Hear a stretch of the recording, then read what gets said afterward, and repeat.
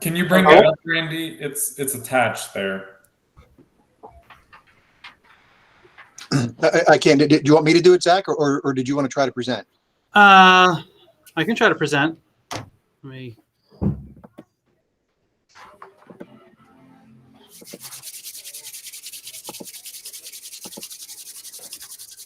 It's not that cold. It's cold. You walk over this morning. It was cold. I was cold this morning too. Okay, we good? Everybody can see it? Yeah. Okay, so hopefully this is relatively quick. We're just providing an update. Back in August, we came to you with a pitch just saying that the auditorium lighting at the junior high we were experiencing house lighting issues. But since then, Cheney was able to find some incandescent bulbs, and we are not in any sort of crisis or anything like that with the junior high lighting, but it needs to be on people's radar. So back in August, you said.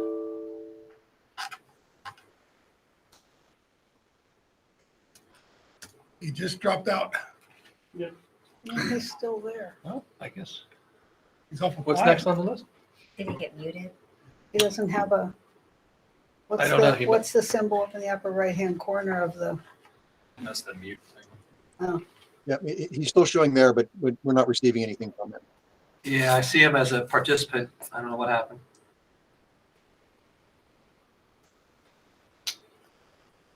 Mr. Kerr, I'll defer to you. Do you want to give him a minute or two to log back on, or would you like to move on to the next item, sir? Why don't you let him try to log back on? I see he's still showing up. he's still He there. is. He's probably still talking. He thinks. Yeah. Can you butt in and is our microphone on? You can't turn his microphone on. Randy, do you want to remove him from the meeting and see if he joins back in? Oh, I think he There, just. something happened. Yeah, I just muted him, so at least it maybe if he was talking on his end, it would show up muted. But as soon as I muted it took him off. So he should know now that he's not on. Thank you, sir.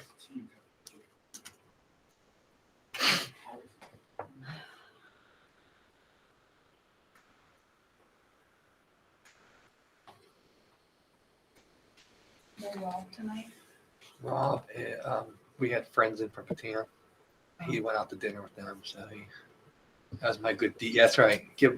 Zach, for some reason you dropped off. What's that? For some reason you froze and then dropped. Yeah, we're at Red Bank Valley High School. I don't know what happened. I plugged in and hopefully we're okay. Sorry. So we presented back in August about getting the junior high auditorium lighting on the capital improvements list. Was kind of my main goal, just to say, hey, in a year, 2, 5, this needs to be on people's list because it is old. And so you said, go ahead and start researching. So I had 2 companies come look at our system. We had Repco 2, which they are the supplier of Lehigh equipment, which is what we currently have in the auditorium. And we had Pittsburgh Stage come and look. And they both basically said the same thing. They said, your system's old. It definitely could be upgraded. The transition to LEDs is kind of what most people are doing. They would recommend that we would switch over to LEDs, and it's going to cost a chunk of change to make that happen. Both companies provide an all-at-once option. We could just say, hey, we're going to do the auditorium house lights and stage lights all at once, or you could do it in phases. And we learned along the way that Pittsburgh Stage is a CoStar approved company, which as far as I know would mean that we wouldn't have to go out to bid because it's already bid through the state. So for the purposes of this conversation, I just went with the Pittsburgh Stage numbers since they're the CoStars people. And oops, that's what the breakdown was. We didn't get into a whole lot of customization because we're just so early in this, and I just kind of wanted to get ballpark things moving. So if we did just the house lights with a new light board, the cost is $178,000. If we did then the next set of stage lightings after that, which would be, if you're familiar with stage lighting, the Cove, which is the catwalk way up high, that totals there at 137,000. And then to finally finish all the stage lights, the lights that are actually up on the stage, you've got the 97,000 for that grand total down there, which is a big number, I know. The only thing I think that would, obviously these numbers are even old at this point, so I'm sure the specifics would change, but the installation cost, as far as I understand, would be less if we would do several phases at a time, since we wouldn't be bringing workers in for different jobs. So what I'm kind of asking and showing, the next step would be to discuss like how we would want to customize this. We'd be asking for, I asked for, what did I say here? Asked for recommendations and shared some common issues. Yeah. I know Mr. Harley had some suggestions on how he would like to see some things look in the auditorium. We talked about maybe we could look at getting a similar light board that maybe the high school has. There were questions, does the high school light board need to be upgraded? That's kind of where we are in the process. I'm ending my presentation with asking how you'd like me to proceed. At the very least, educationally speaking, even outside of the just the nuts and bolts of lights working, it would be nice to get a new light board at the bare minimum, which I think would be compatible with our current system, which we could start teaching kids how to use. If you remember last time I showed you guys, our light board was from, I think, 1995. And if you think of it like a computer, it's just antiquated and outdated. And we could look into maybe just getting a light board to start teaching kids how to run lights, to get them set up for high school and beyond. Do you have anything else, Dr. Rommel? Nope, I think you covered everything. Okay, thanks, Zach. And I'll open it up to questions now to the committee members and the rest of the board. Does anybody have any questions? And then Zach, does the, this is Tom Harley, does the new light board run both LED lights and incandescent lights? Yeah, so from what I understand, we could get, you asked last time about having basically, like if there was a step down board, and there is. So if in an ideal world, we could buy a new up-to-date state-of-the-art board for the high school that would be bigger, and then you could buy a smaller one for the junior high that would more or less have the same functions. It's just that ours would be a little simpler, I think.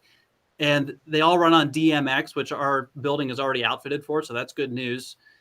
And so in the future, we could plug in a DMX board tomorrow, from what I understand, and it would run everything. And then as we would upgrade, it would run the new stuff too. Are you sure to run the old light? I'm 90% sure. I'd have to ask. I think I asked the Pittsburgh Stage people. I think a new light board is between $10,000 and $15,000. Because I asked them, I said, I didn't know where this conversation was going to go. And one of my things is I think I said in my first pitch, I'd like to start teaching kids how to work that stuff. And to me, I just don't see any value in teaching them how to run what we already have, just because they're never going to run into it again. And I have to teach myself every time because it's so out of date. Yeah, I actually used that board about 10 years ago, and it was a disaster. So, yeah, I was actually technical director for the junior high for a year, and the lighting board was schizophrenic at that point. Terry, I consider budgeting about $200,000 for next year's budget, and another $200,000 the year following. We're in the middle of this year's budget, so I think both the house lights and the board are needed to be done. So that's certainly what I would consider on this at this point. yeah, and go back one slide, and while we're talking, Zach, and getting questions, people can see those cost estimates.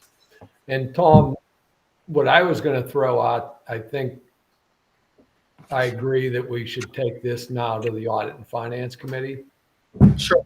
And Or yeah, and get permission to put it on the capital expenses list. yeah, Yeah. Zach, the question I asked before was, could the senior high control board move to the junior high and the senior high board be a better board? I believe it can. I asked Leah I know they had problems with the high school. The high school board was bought in 2005-ish, whenever they got their new stage lighting initially. It's whenever I was a high school student. And she said that they had a period of time where it was crashing and they had to redo something on it. I don't know where it currently stands as far as its status. I know they use it regularly. But as far as I know, we could bring that to the junior high and plug it in, and I think it would work. Okay, well, if you, yeah, I doubt it's that simple, but it'd be great if it was.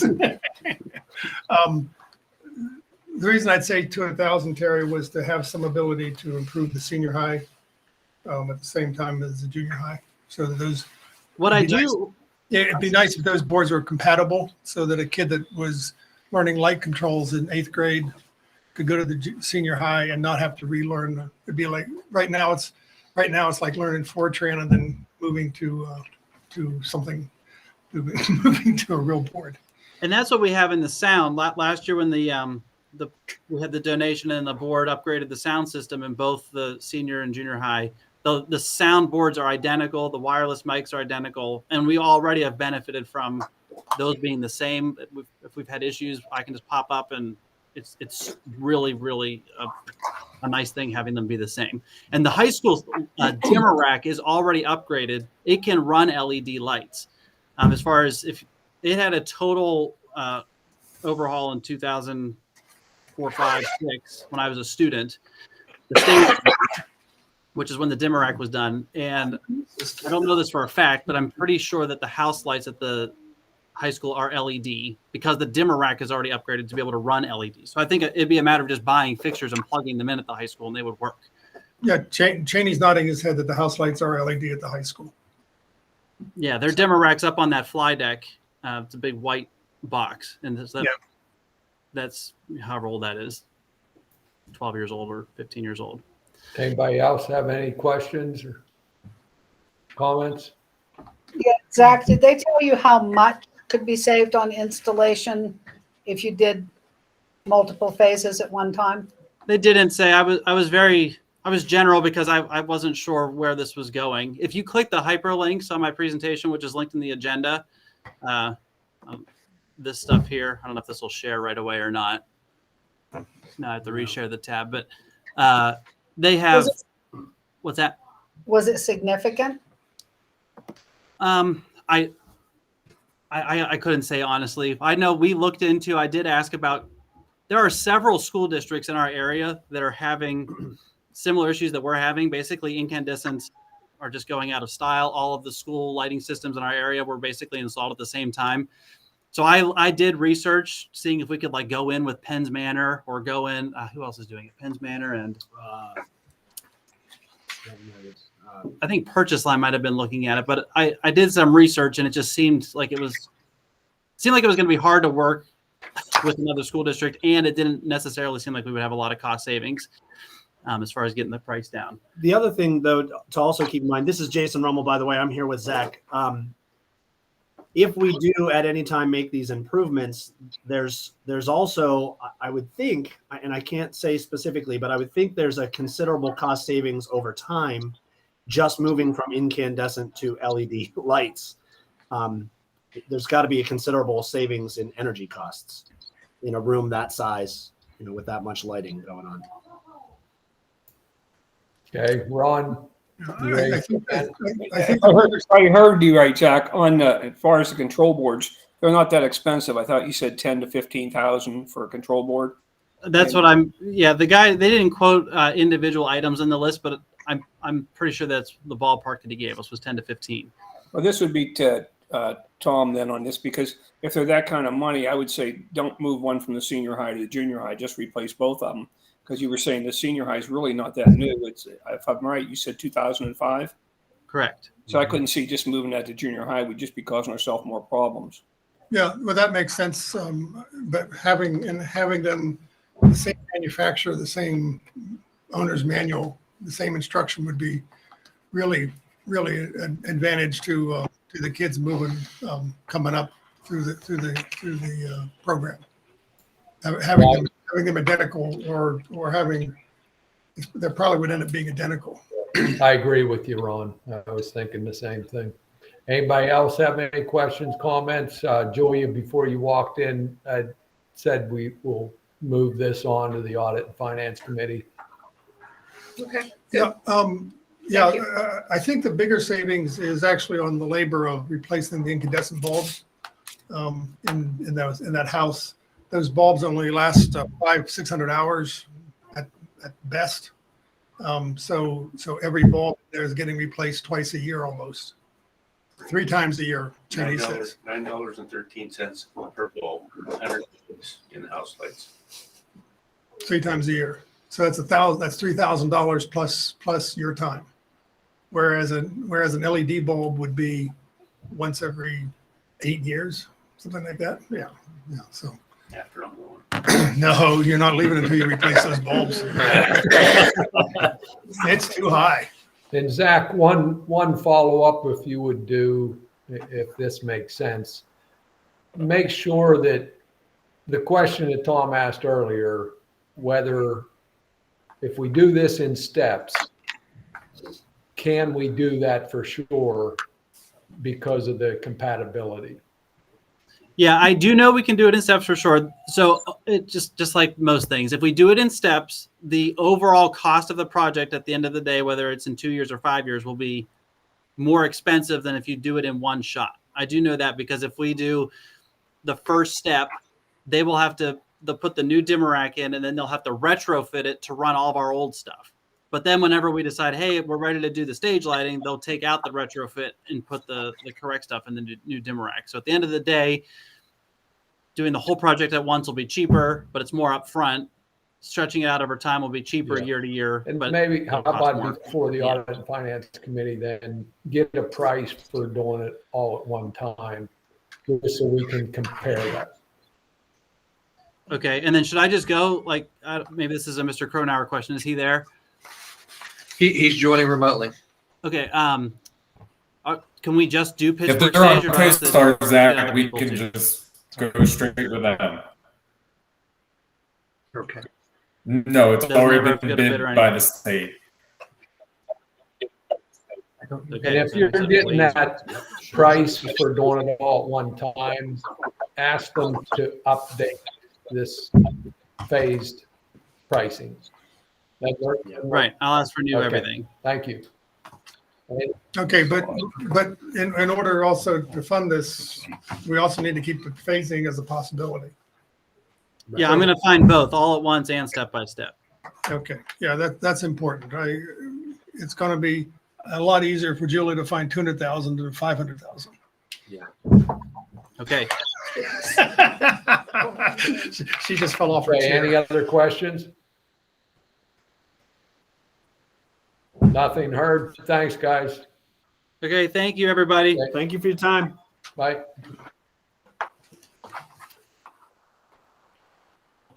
Jared, I'm guessing we're going to go back to the agenda and go to number 1, the Eisenhower renovation. Yep, I think we can do that, sir. Okay. Is Elijah presenting or? Yep, I can share my screen here. We have a board pinned up here, Terry, as well. But I'll share my screen with the package that Tony had sent over.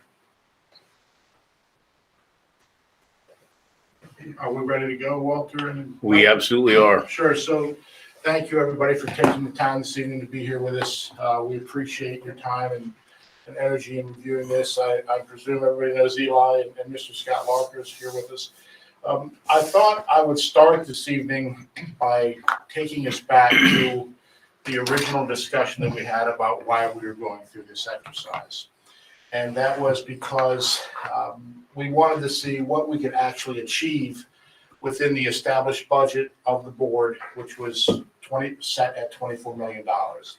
I was at that meeting when that was approved, and my understanding at that time was we were tasked with coming back to you with what we believed a design and construction project could be to fit within those budgets. So we set off on that task, and we sent you a number of things between that date and this, which we believe adequately described the approach and the outcomes of our investigations towards that goal. And most recently, we sent you a complete schematic design package that included narrative descriptions of the way we see this project, code analyses, structural analyses, mechanical, electrical, plumbing analyses. And the reason that we do that, if you haven't seen something like that before, is because that establishes for the board and the design team what we call the basis of design. And once we establish a basis of design, the decisions that get made beyond that point are weighed against what we've already submitted to you and had approved. So in other words, once you've looked at that schematic design and say, at this phase of design and at this phase of estimating, we believe that's a project that we can support. And things that come after that, we have the responsibility to tell you, yes, you can do that. Well, we'll have to investigate it, or that's probably not in the box. So that's really why we're all here tonight. We wanted to have this opportunity to describe to you in the final analysis what that design submission package meant to you and to us, and to go through it and see if there's any questions that you have related to what we've submitted to you.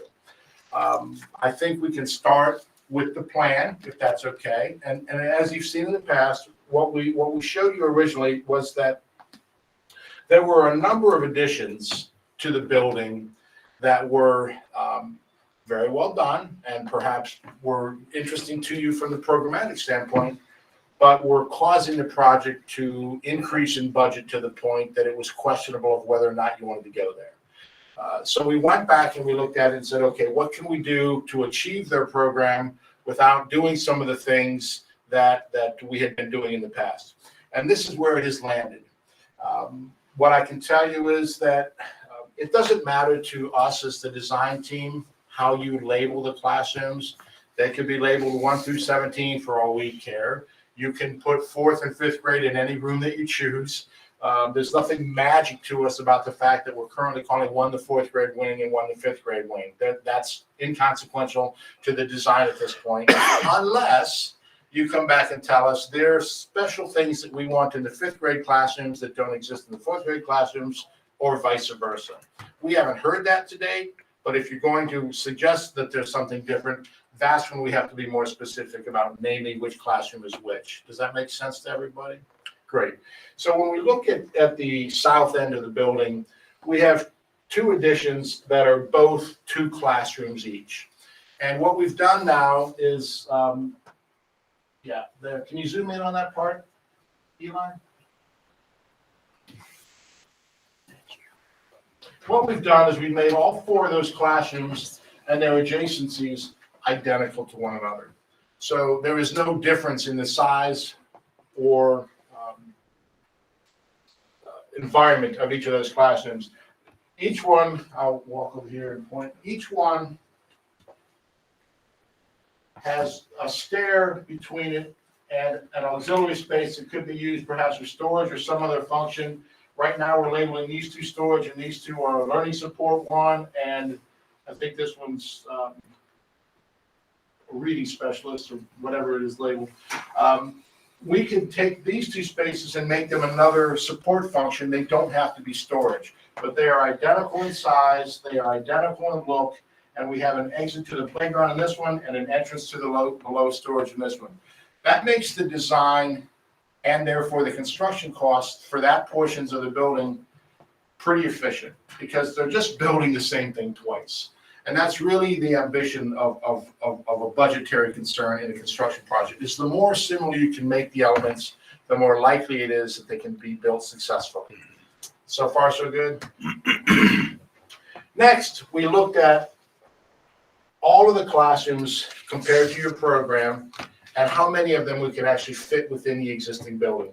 And as it turns out, it was most of them, at the expense of the learning pods that we had seen before. In other words, what we were doing before was we were eliminating 1 classroom, and in some cases 2, and then having to build 4 in their place. So within the budgetary constraints, it was decided at the last meeting, I believe, that we were going to have to eliminate the learning pods. And that's what's happened here in the final design. We do have open space in this area of the building that is currently undefined. We're calling it pod for the time being. If we want to fill that space with another function or continue its use as a pod, That's the school district's decision. And these kinds of decisions are not going to have an impact on what we see as the schedule or the budget. This is not saying, well, let's add 2 more classrooms. This is saying, how do we redefine that specific space? So you can see that that kind of decision isn't going to change what we're doing very much. But as it turns out, we can fit all of those classrooms except the 4 that we're adding. And that's a direct function of the special needs types of spaces that need to occupy parts of the classroom. It could have been that we decided to put spaces like autism support or life skills in these additions, but that ran counter to your programmatic needs. You wanted those integrated into the classroom structure, so we made the conscious decision to include them within the body of the building so that they don't seem segregated from the rest of the classrooms. Does that also seem to make sense to everybody? So that's how sort of the organization of the building presented itself. The next was the administrative function. And I attended with Eli many meetings in this room with the building committee where we discussed the functions and the administrative layout of that portion of the building. And it is literally replacing the curved glass wall with quite a bit of programmatic space as an addition. We chose at this point to leave that exactly as discussed with the building committee because it seemed to have been met with high approval. There are a couple of minor decisions that we would like to discuss as we go, including the mechanical systems that we'll get to in a little bit. But for the time being, that floor plan and its construction technology are identical to the last time you saw them in the previous scheme. And that brings us to the largest portion of the building, which is the gymnasium, food service, and music and band section. Before I go there, one thing I neglected to mention was the use of the existing multi-purpose room. If you look in the schematic design package, there is a programmatic comparison. And that programmatic comparison, the first column, which says current square footage, represents the square footage of the spaces as they are presented on this plan. Now, yes, there's a little bit of rounding involved because, this classroom has a closet and this one doesn't. It's either it's 850 or it's 855. It really doesn't matter. That's what the classroom size is. And so we've gone through that, and it's compared to the last version of the program that was given to us by or approved by the school board or the Building and Grounds Committee in April 2022. So the program that was originally scheduled for this building grew across time in the early phases of the project. And it grew based on programmatic needs that the building committee had suggested to us. We need more room for life skills. We need more room for autism. We need learning support spaces that weren't here originally. Those kinds of things got included in the program. So what you're seeing in the package is a numbers comparison between what this plan represents today and the last approved program by the board of April 2022. It does not go back and compare it to the original program, which was beginning of March 2022. So that's an important thing to keep in the back of your mind for the time being. So the reason I bring that up is the multi-purpose room is considerably larger than any one programmatic space requires in the new scheme. And we already recognized that in order to make this scheme work, it was best that we start looking at sharing the gymnasium space with the food service and lunch activity space. So that opened up the multi-purpose room to some new program. And in the earlier scheme, as you recall, we had a large STEAM and library addition in this area. The multi-purpose room, as it exists today, is larger than the program was for those two spaces, even in that last scheme. So one of the things we've done now is we said, okay, by its very definition, the acronym STEAM has the word arts in it.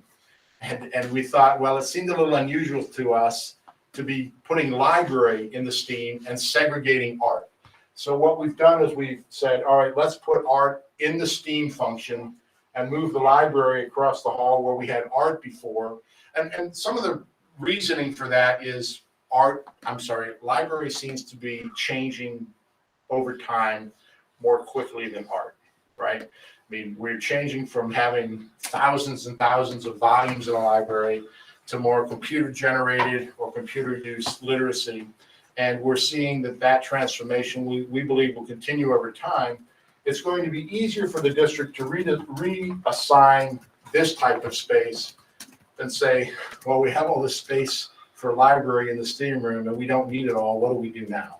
So we have flipped those two functions. And again, this is your decision. If you don't like it that way, we can reinvestigate how we put library with STEAM and segregate art. It's really just our suggestion at this point. So now we go back to the gymnasium and band. Band and music is a very specialized function, as we just heard, quite frankly, about the lighting for an auditorium. It has specific acoustic requirements and size requirements and ceiling height requirements that are not currently well served within the existing shell of the building. It's happening down here in the south wing somewhere. It's basically just in a large classroom. The music and band, we believe, should be treated differently. So we're recommending that the portion of the building that had burned and is quite frankly an unusual construction piece to the rest of the building be completely demolished in place and replaced with the addition that houses the music band, some restrooms, and some band storage spaces, and the restrooms would serve the gymnasium. We believe that to be a better effective use of that space than trying to reuse the existing kindergarten building. And then we move into the gymnasium piece. Before you leave that, Sure. you have BS and BS. What are those? What does BS stand for? Band storage. Well, I'm just on making this sure that's particular true. plan, it means band storage. Okay. Maybe in other things. No, I just wanted to make sure that wasn't one of the acronyms that the administration uses. Okay, so you have 911 feet in band and 400 and some feet in band storage. So that whole slot is band related. That's correct. Okay, And And the we two are- Ts. Yes. Those I'm are sorry? tech rooms. those are the two tech rooms, yes. Right. I figured that one out. The BS had me confused. Okay, thank you, sir. And so there had been a flurry of activity via email in the last couple of weeks with a question about rehearsal space and the like.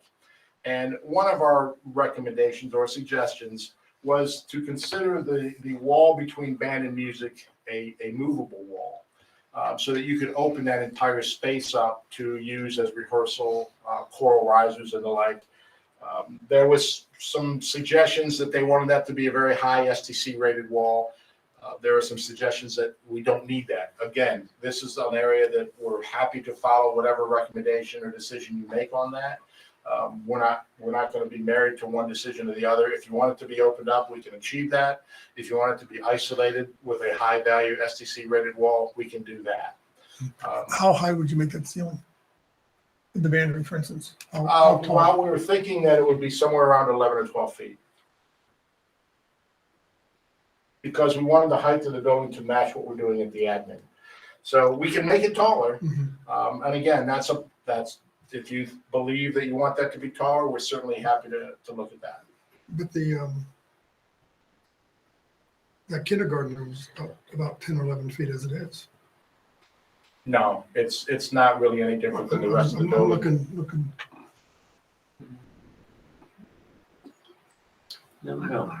Yeah, I think we're almost 11 feet to the bottom of the trusses in some of the building. Keep Well, going, keep going. I'm not quite sure where you're headed with that, but its shape and configuration with the others isn't going to work for us. So I don't think it's, there's a number of reasons associated with that, Tom, that make it difficult to maintain, which is including in the cantilever at the loading dock area on the end of the building and some other weird things that are going on there that we'd like to avoid trying to figure out. Okay. Well, let's keep going. So then it brings us to the gymnasium area. And last time I was here, we talked about the appropriate size of the court, whether it could be 84 feet or 74 feet. And we looked at the configuration of the building. The first thing to note is that we've landed on a pre-engineered metal building structure for the building, albeit not likely to be a pre-engineered metal building skin. We will skin it with something more long-lasting and more appropriate for a school environment.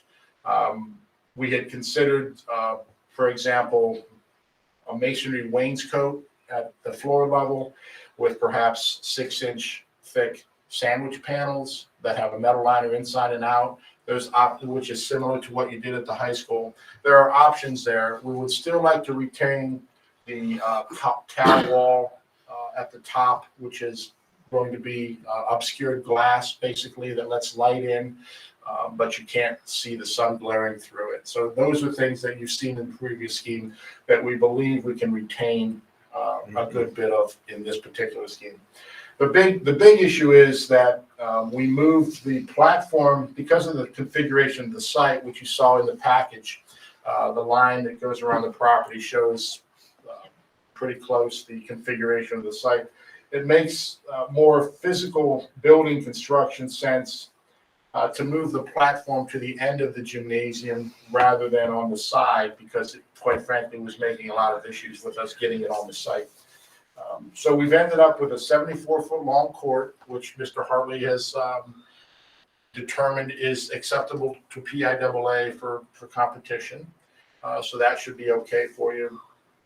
We recognize that you may want to put a screening of some type, whether it be netting or some other device to separate half the gymnasium from the other half, which might be used for cafeteria function. We've provided plenty of storage. We're still looking at how to accomplish chair and table storage. Storing 400 chairs is a lot of space, so we need to look at that a little bit yet, but we believe we can get that accomplished. And then what I did with the kitchen and food service area was I literally picked them up from where we had designed them in the original scheme, and I transposed them to this part of the site. So they are pretty much identical to where you were with it before. They just happen to be associated with the new gymnasium space rather than the old multi-purpose space. So we believe that if you look at the program comparison, there have been a couple of minor modifications since the last time you saw this based on conversations that we had with members of the board here. The life skills grew a little bit. We eliminated the pod that we had here, and we moved those functions, which was a learning support and a reading support function, up closer to the center of the building so that they could be used by both grades rather than being down here in just the one wing. So we have now, we did have a learning support and reading specialists associated with that pod. They've been moved to this area that are associated with the special, I forget what SLP is. Speech language pathologist, and then the off-site therapist. We have that as a cluster of rooms there now. On That's pretty the, much the set. on the left side of the life skills, you have 3 rooms labeled STT and CD3. What are those rooms? Yeah, so the CD3 is the cool down room 3, which is associated with the life skills room. And the T is a toilet, which is also associated with the life skills room. And the ST we added as a staff toilet. We have one in each wing now, a staff toilet.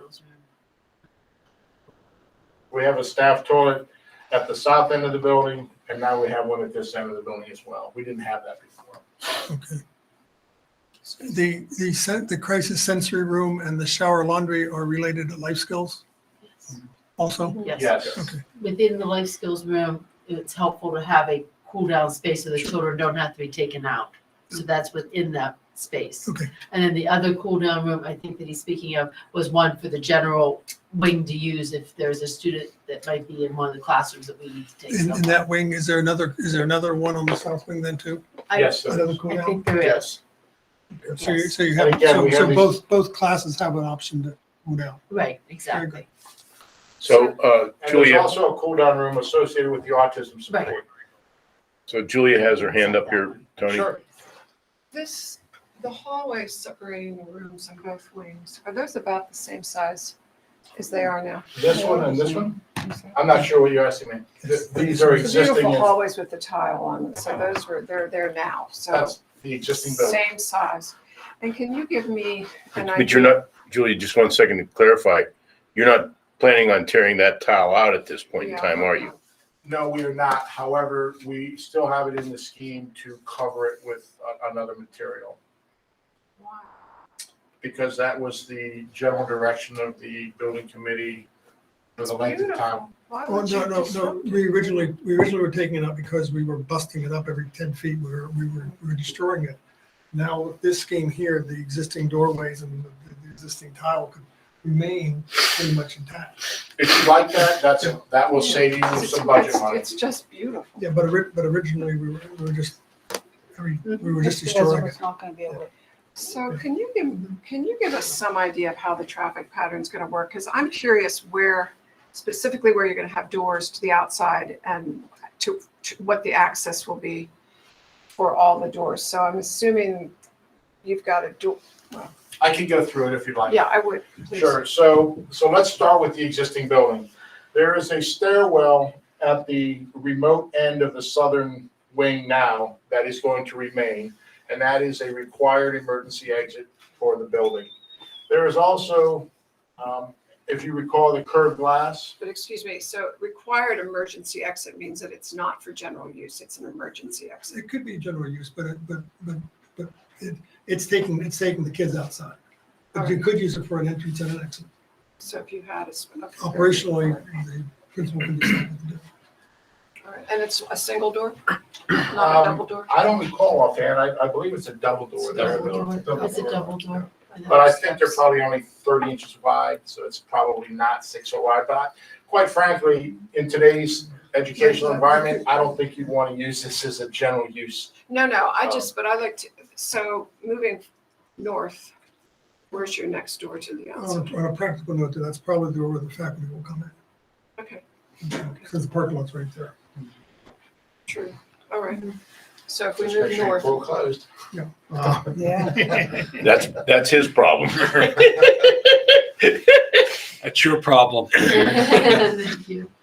So, as I was saying, if you recall that there is a curved glass wall here that defines where the admin is currently, those two door positions as they exist will essentially remain.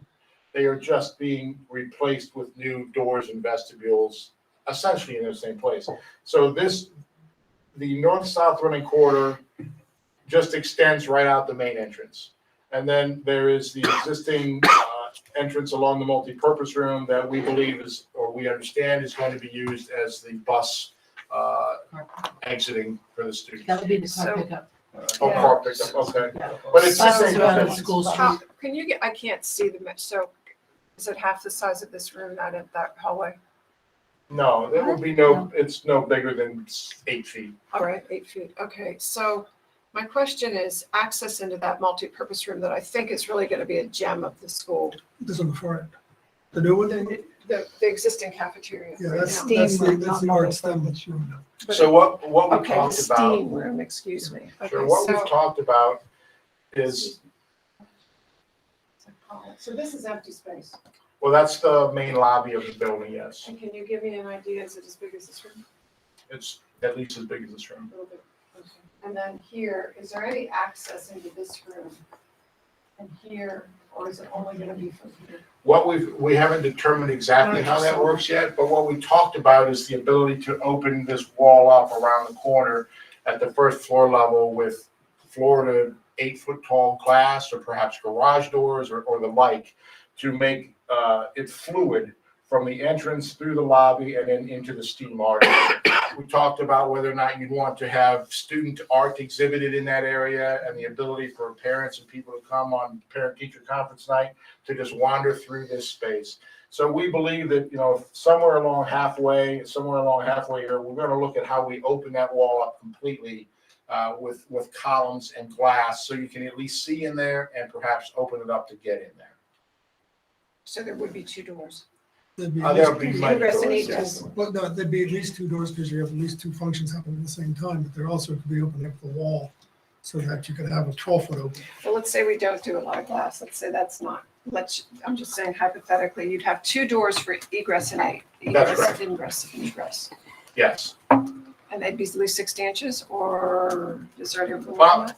let me say this I'm not sure why you're asking about the 60 inches, but Because for a space like, it's big, you can get a piece of furniture through. what I was going to is the specifics of a space like this are predicated by the number of occupants and the exiting requirements.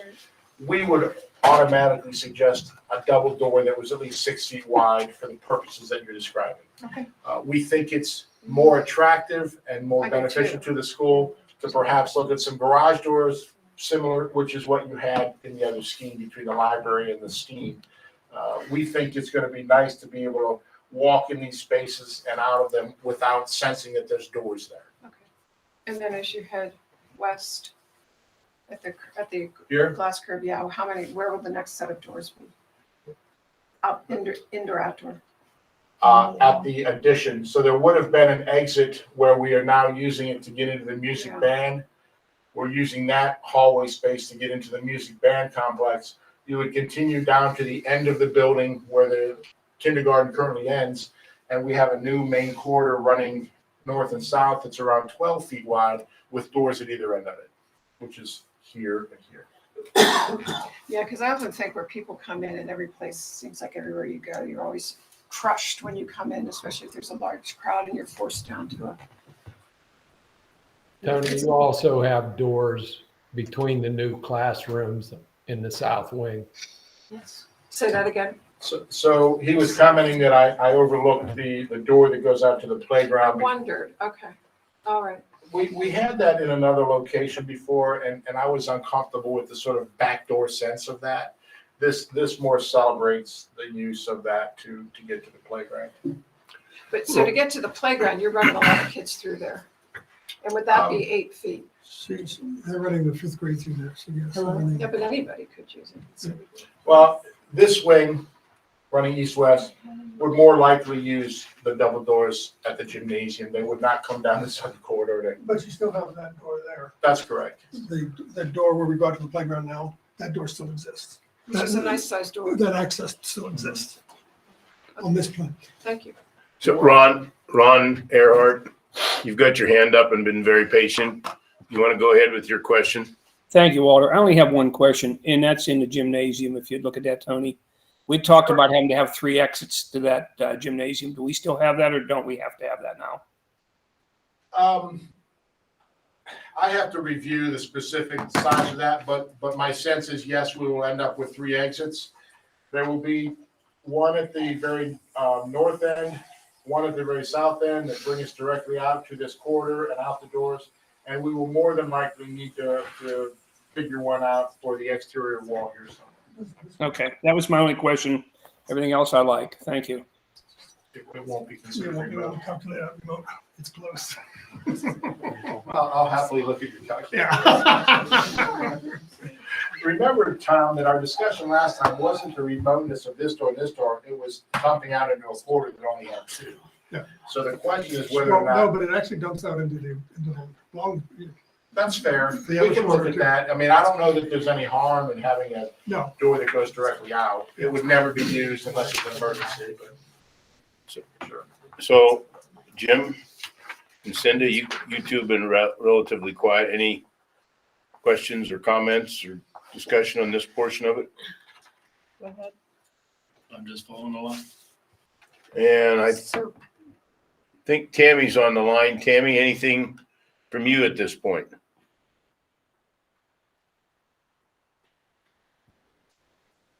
Nothing heard? Go ahead, Tony. no, I'm gonna go ahead. Okay. Oh.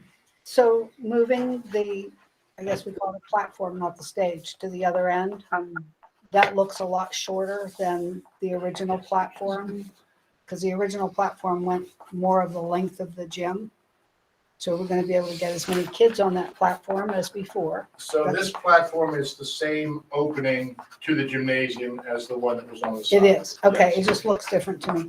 How are people going to be seated in the bleachers, the most southern bleachers, the first set near the platform, and be able to see what's going on the stage? Right, we discussed So- the use of the bleachers and the platform, and we understand that the use of all the bleachers is not a likely scenario if you're having a large group event.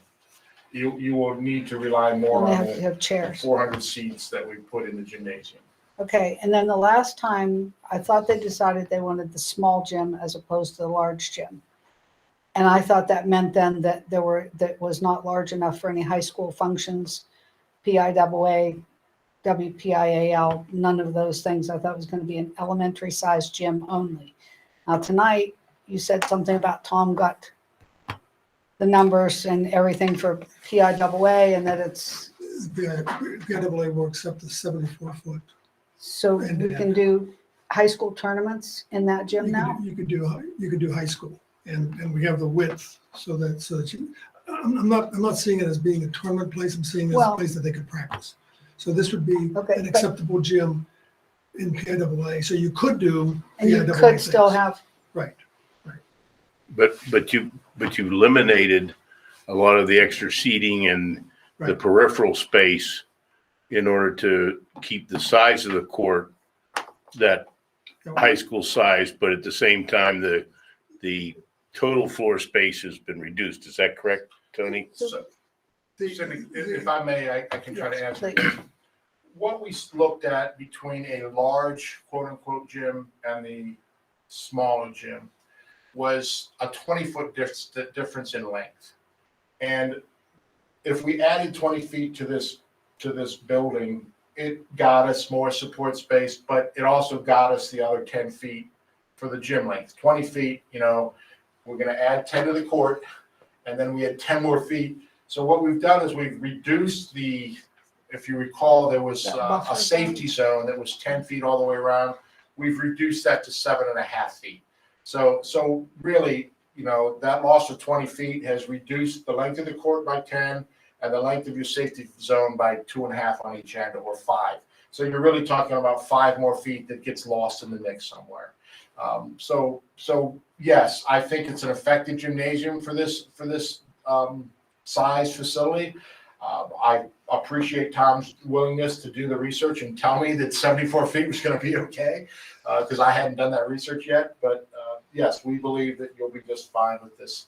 Now, is it possible that you tell us, we want the 84? Yeah, it's possible, and that's something we can look at.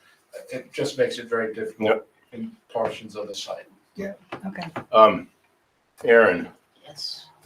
anything before we move on to the rest of the presentation you'd like to I was, ask or?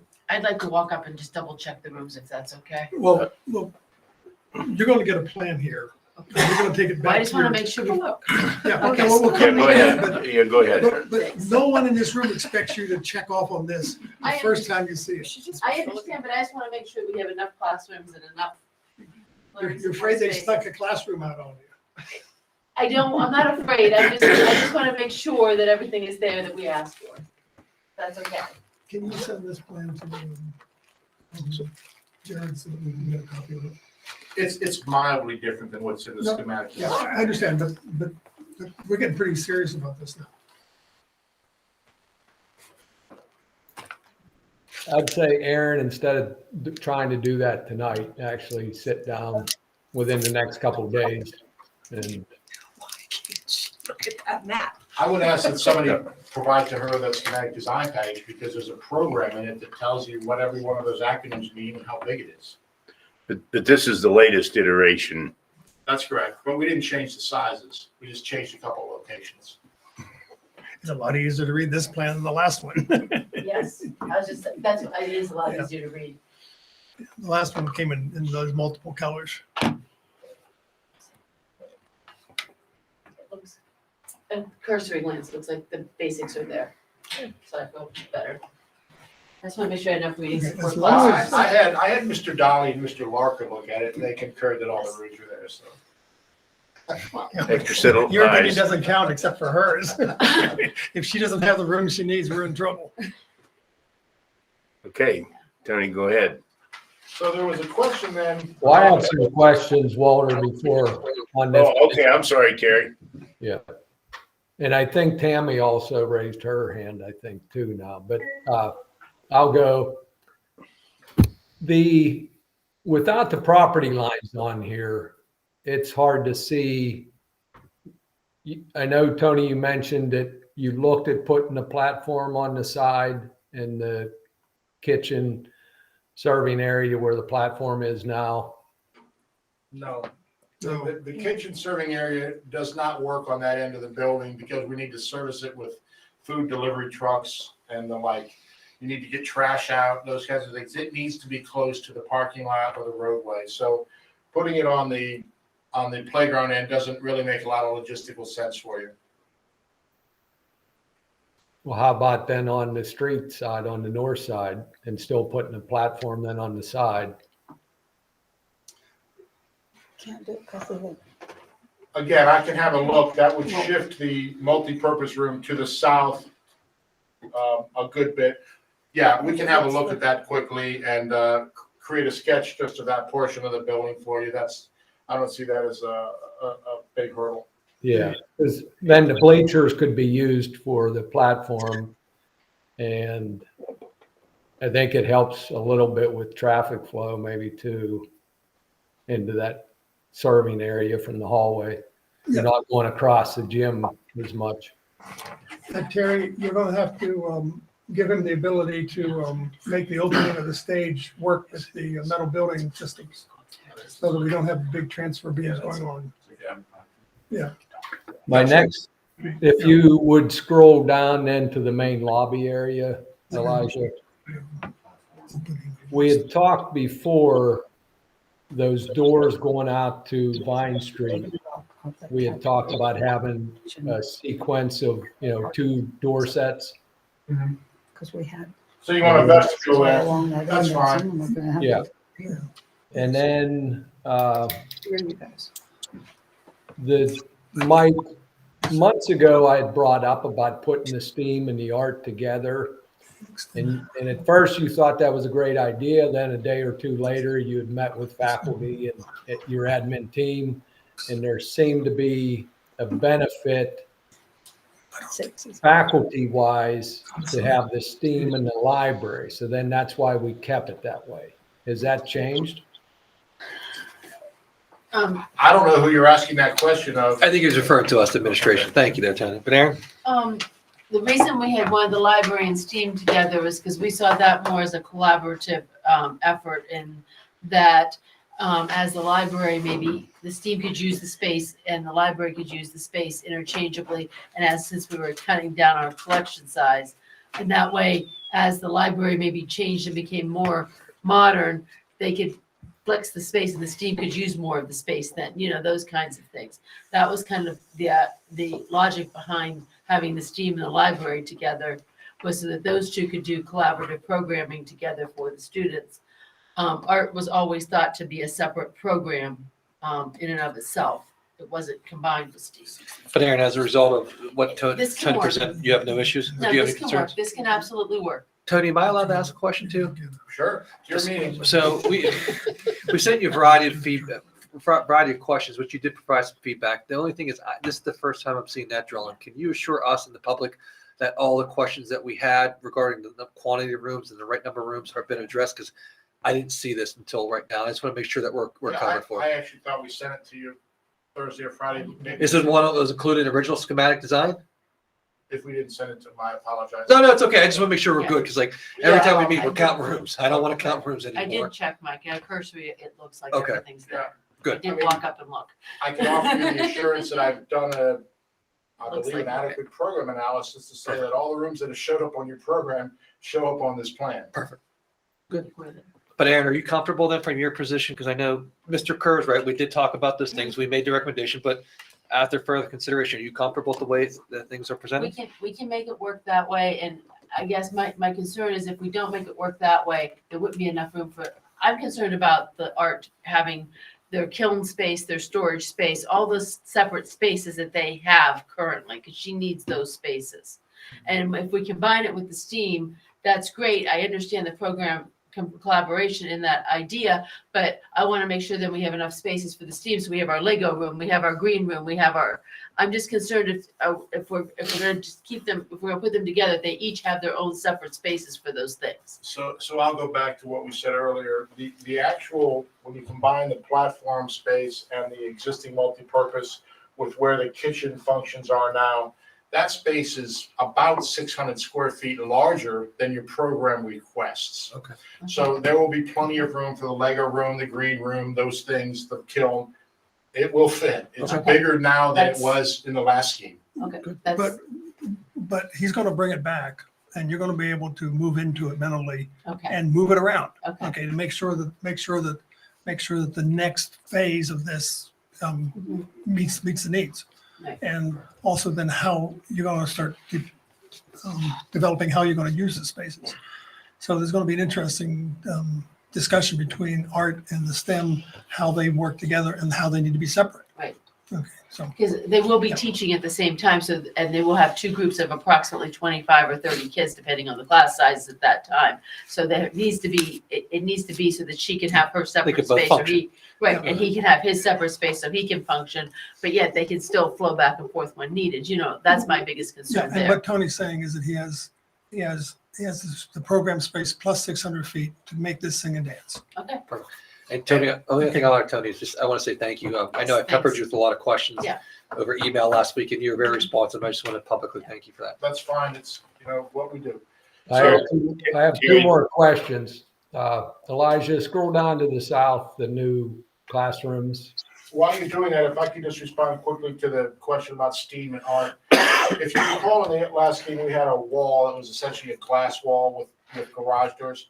We can anticipate that same type of thing within this space if that's what you'd like to do. There was also discussion, I remember, by Julia that she liked the idea of it just being one large, open, multi-purpose space that you can wander in and out of and this and that. We don't have any strong opinion one way or the other. However you'd like to see that space designed, I think is perfectly fine for what you're doing. Well, except what we are going to have is we're going to have two classes Yes. in there of 25 kids each that's what at I'm the saying, same time with two different That's- teachers. yes, and they're Okay. doing two And different things Two in different essence. things and they're not, it's not a wide open space. Yeah. So it has Right, to be we programmed can as two separate segregate spaces. this large space. Yes. Yeah. Yeah. When it was the library and the STEAM, you could have more openness because of the what use of the library, I guess is what I'm saying. Tony, what's the quality of those? And I'm not using the right vocabulary, but what's the quality of those dividers? Because I kind of like the idea of having dividers. So if you want to open up, you can. But are they of good quality? Like I know we have one at East Pike for separating the gym and the calf, but So when you say divider, unfortunately vocabulary has high importance in what we do. There's a number of ways to create division in the space.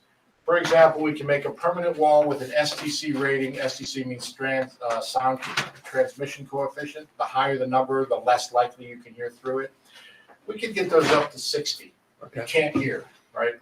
Or we can put a screen like a net between the gymnasium that doesn't let a ball fly through it, but you can see and hear through it. So that's the vast variety of what you can get. We can talk about what each of those needs to look like. If we're going to consider one at the band music, one at the start, we can consider what those things are. But I was anticipating that the one between art and STEAM was similar in character to what we had done at the STEAM library before, which is pretty much a glass wall with garage doors. If that's not what you want, we can reconsider that. When you're bringing the art in, you have to be able to have two separate classes going on at the same time, both teachers teaching possibly different kinds of things, or maybe using clay, one using computers, those kinds of things. So So the questions get to be like this. Do you want sound and vision separation? Just sound, just vision? Those are the questions we'll ask. and you'll help us through that when it you'll gets to help that us with point. that. Okay, Fair enough. all right. Okay, Terry. Yeah, and before we jump off of that STEAM art room, Aaron, I think you're saying what's shown is better, not you're going to make it work.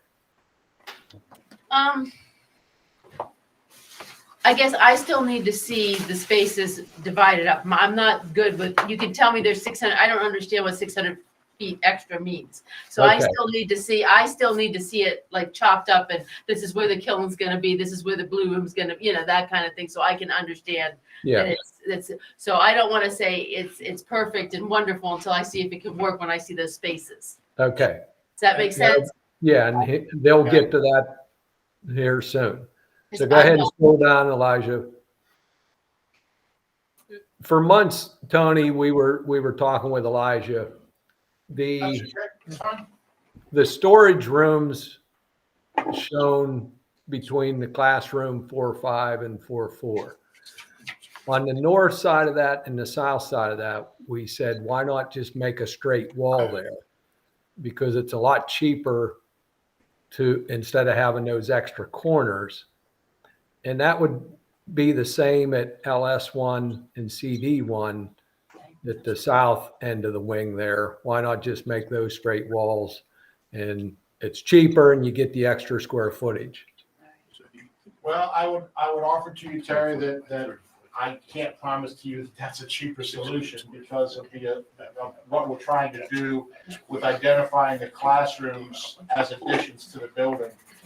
There are currently the storefront walls and things that are existing in the building that we need to look at where we're going into them and how that's going to work. I don't know that you're gaining anything in the design by moving that wall 2 feet. I think it's actually going to make some trouble for us in transitioning from one to the other. This is a common architectural technique to separate those, a major addition from the existing building. And aesthetically, I believe it'll be more successful. But on the back side there, nobody's going to see it. It's in the playground area, but just consider it. And then the last thing, my last comment is we had sent an email with a lot of the pros of using the basement, and you responded, and we saw the dog houses in your first presentation page. So I don't know if we want to have any more discussion on that, especially since so far we got a report back from our asbestos tester, and they only took 3 samples in the basement, and it did not show any asbestos in the soil. That's good news. Yeah. I'm not sure 3 is enough to really get completely comfortable with that, but we're not sure why they only took 3. But So let me run through, unless everybody's familiar with what Terry's talking about in our response to it. If you recall, some time ago, we discussed whether or not a basement storage area made sense under these 2 classrooms versus filling it. And the answer was it's already 5 feet above grade. Filling it with 5 feet of stone doesn't make any more sense than excavating it 2 feet and making a basement. So based on the discussion that we had at that point, we have opted at this point to go with a basement there. yeah, I'm talking about the basement under the whole building. Okay, so the basement under the whole building, as you saw my response, there are, I think Cheney should probably look at this. There are issues with workmen's liability issues in a space like that. There are OSHA requirements that will require a stable walking working surface is the official term for that. So if people are down there working, they have to be able to walk on a stable surface that doesn't create undue hazard to them. We don't know how much excavation we need to do, and that comes with an 80-inch clear headroom space. So these doors are 80 inches, and what that means is no pipe, no exit sign, no duct, nothing between the floor and 80 inches in the place where we expect people to watch. No lighting. 80 inches is the required minimum clear height because people can hit their head and get hurt down there. So to create that is quite the event. And we are not having it in, or it is not currently in our scope to go down there and sort of survey how much dirt you need to remove to do that. That's always, that kind of survey will be information provided to us to design to, not information for us to go find. So if you want to go do that excavation investigation to figure out where the top of the footers are and how much dirt needs to be removed, and let us know what that looks like, we can give you a value decision or opinion on whether or not it's a valued option or not. But right now, we're saying we don't think so because of these reasons. You would have to give us the information to analyze to make a better decision than that. In that corner. Anything else, Terry, before I ask Tammy? Nope, that's it. Now the issue of the dog houses and maybe a bad term, the wonderful mechanical penthouses, maybe that's a better term. we don't really have a strong opinion on the operations and the mechanical systems for that. But one gets to be, like I said, the crawl space gets to be a different financial discussion than the mechanical systems on the roof. It is not apples and oranges. In the crawl space, we have to analyze what it takes to prepare the building to accept these mechanical systems. On the roof, we have to say, is it an efficient mechanical system? Those are two different discussions and two different ways of viewing the same problem. So if right now we believe going on the roof is a more cost-effective method of providing the HVAC system that you want in this building than going in the crawl space because of the cost that it's going to take to prepare the crawl space. If the board decides that they don't want those on the roof, that's a decision at this time you can make. And we have information in the budget sheet that says, and we think that's going to cost X to do it a different way. So we don't have any objection to you making those decisions. Right now, we're saying with the budget constraints as we understand them, we believe that on the roof is a better financial bet. Okay. Tammy. Yes, sir. I just, when Erin was saying about how she'd like to take a walk and see how things were spaced out and everything, it just reminded me of those old models that people used to make out of foam core. And I know we're nowhere near that step, but I want to get I can't wait to get a hold of the plans and look a little closer. That's all. So what we can likely do, and I'll have to talk to Eli a little bit about it offline, is how far we are along with a three-dimensional model that we can provide you that can give you a bird's eye view, as it were, of the floor plan with projected three-dimensional walls so you can get a sense of what it's like to be in the building. Okay. Okay. That would be lovely. Okay. I'd love that. Well, we'll see what we can do for that. Press on. All right, so then there was a request to see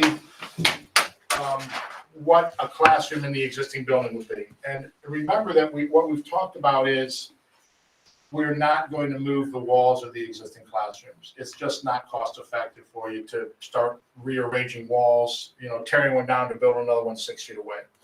So we've opted to we will change the doors to swing out and flip them so that we have ADA compliance issues there. But then the classroom body itself is pretty much what it is now. We will be replacing the lockers. We will be adding new casework along the corridor wall.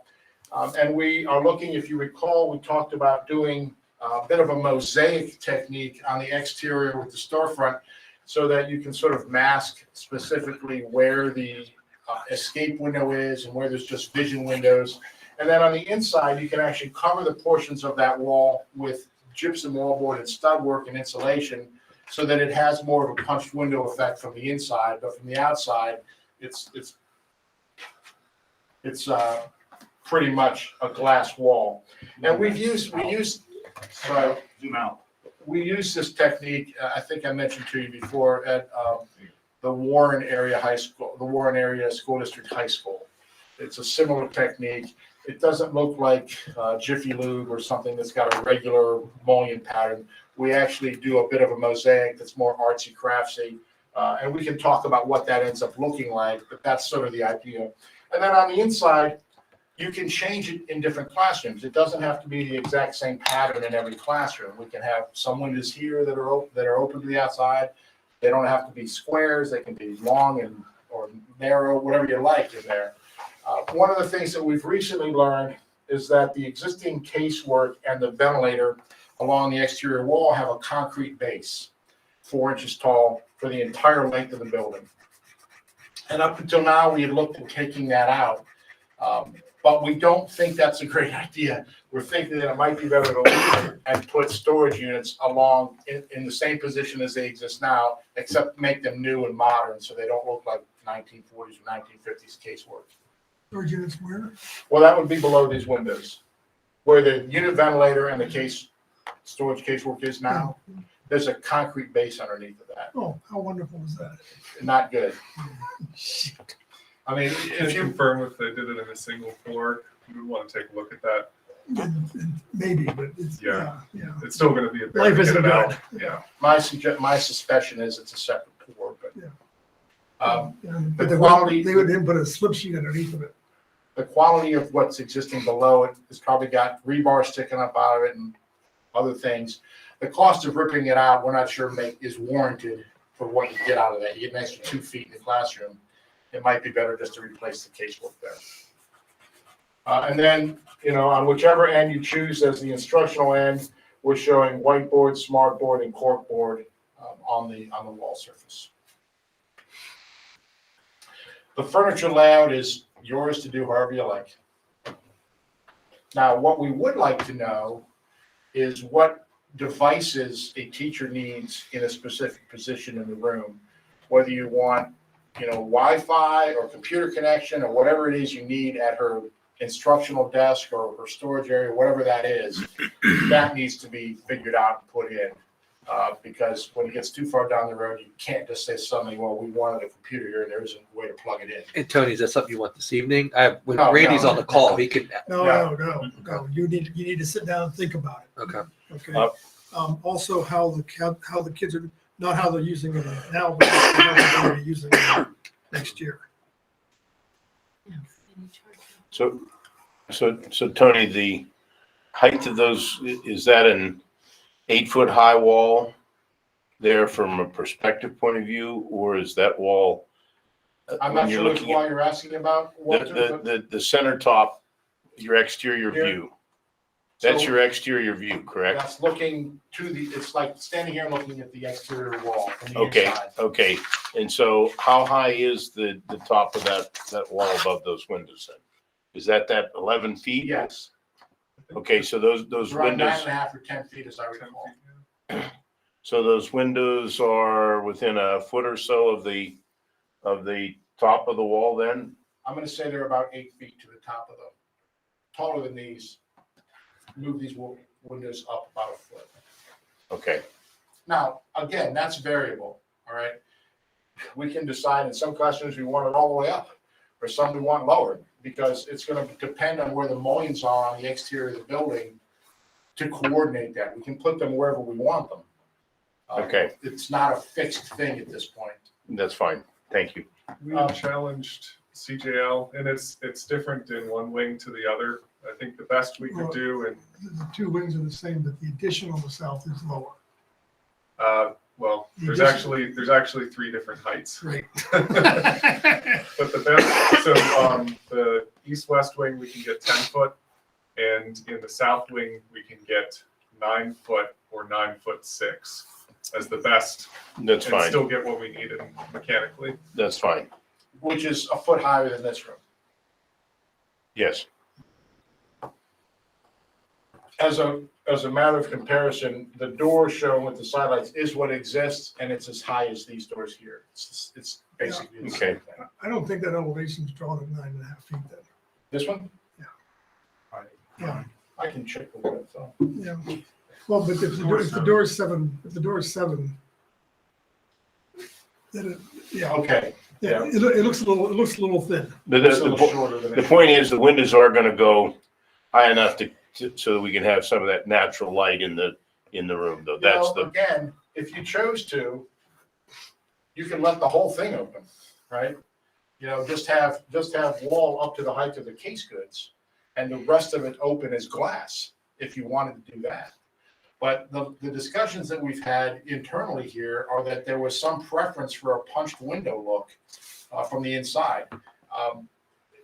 We don't have an opinion one way or the other. Quite frankly, the entirely open is an easier solution, but you don't get the insulation value that you're looking for. And it doesn't have to be all glass. We can, glazing is 1 inch thick. They also make 1 inch insulated metal panel that can simply displace the glass. So it's just a different color panel instead of glass in that area. okay. Yeah, I'm going to weigh in on, we need to be careful about over glazing these rooms. We have over half the rooms facing south and the other half facing west.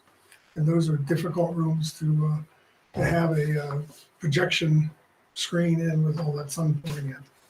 Sure. And again, Overglazing this wasn't technique an might be underglazing. used in the south wing, but something else in the north wing. Okay, thank you. Too much sun in there. It'll overheat, but also And finally, there was a request for an overall rendering of how we view the building now.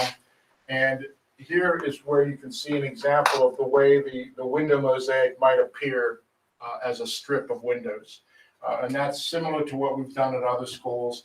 Here you can see a delineation of the way the wonderful mechanical penthouses will appear on the roof. You will be able to see them from some distance. As you get close to the building, obviously you will not be able to see them because they're not so tall that they're going to overcome the edge of the building. So you can see them here. We've used a similar roof form for the penthouse mechanically at the administration area, and then duplicated that effort with the mechanical penthouses. Our last discussion with our mechanical consultant is, so there's a reason they can't be a strip, Terry, and that is snow and wind loading for the existing roof. There are structural provisions that we can make that make them a maximum of 15 feet in any direction. And right now, we believe these can be down to the size of about 10 by 10 on the roof, but we cannot make it a continuous strip of penthouse on the roof because of the snow loading issues. Okay, Terry, go ahead. Tony, in my one email, I did mention about skylights, and we did have skylights in the pod areas, then at the end of the south wing, and then we were getting a lot of light in that new gymnasium lobby also, I think, with cow wall. And we've retained the cow walls in the gymnasium, but since we eliminated the pods, there really isn't a place to put skylights unless they fell between these penthouses in some place. In other words, just at random places along the corridor. But since we eliminated the pods, there wasn't other skylights that I was aware of along the quarter lengths that were not in the pods. Yeah, there was one at the end of the south wing just because that was a dark area without. And we can put one there. That's not a real issue. Yeah, you're currently carrying a pod there anyway.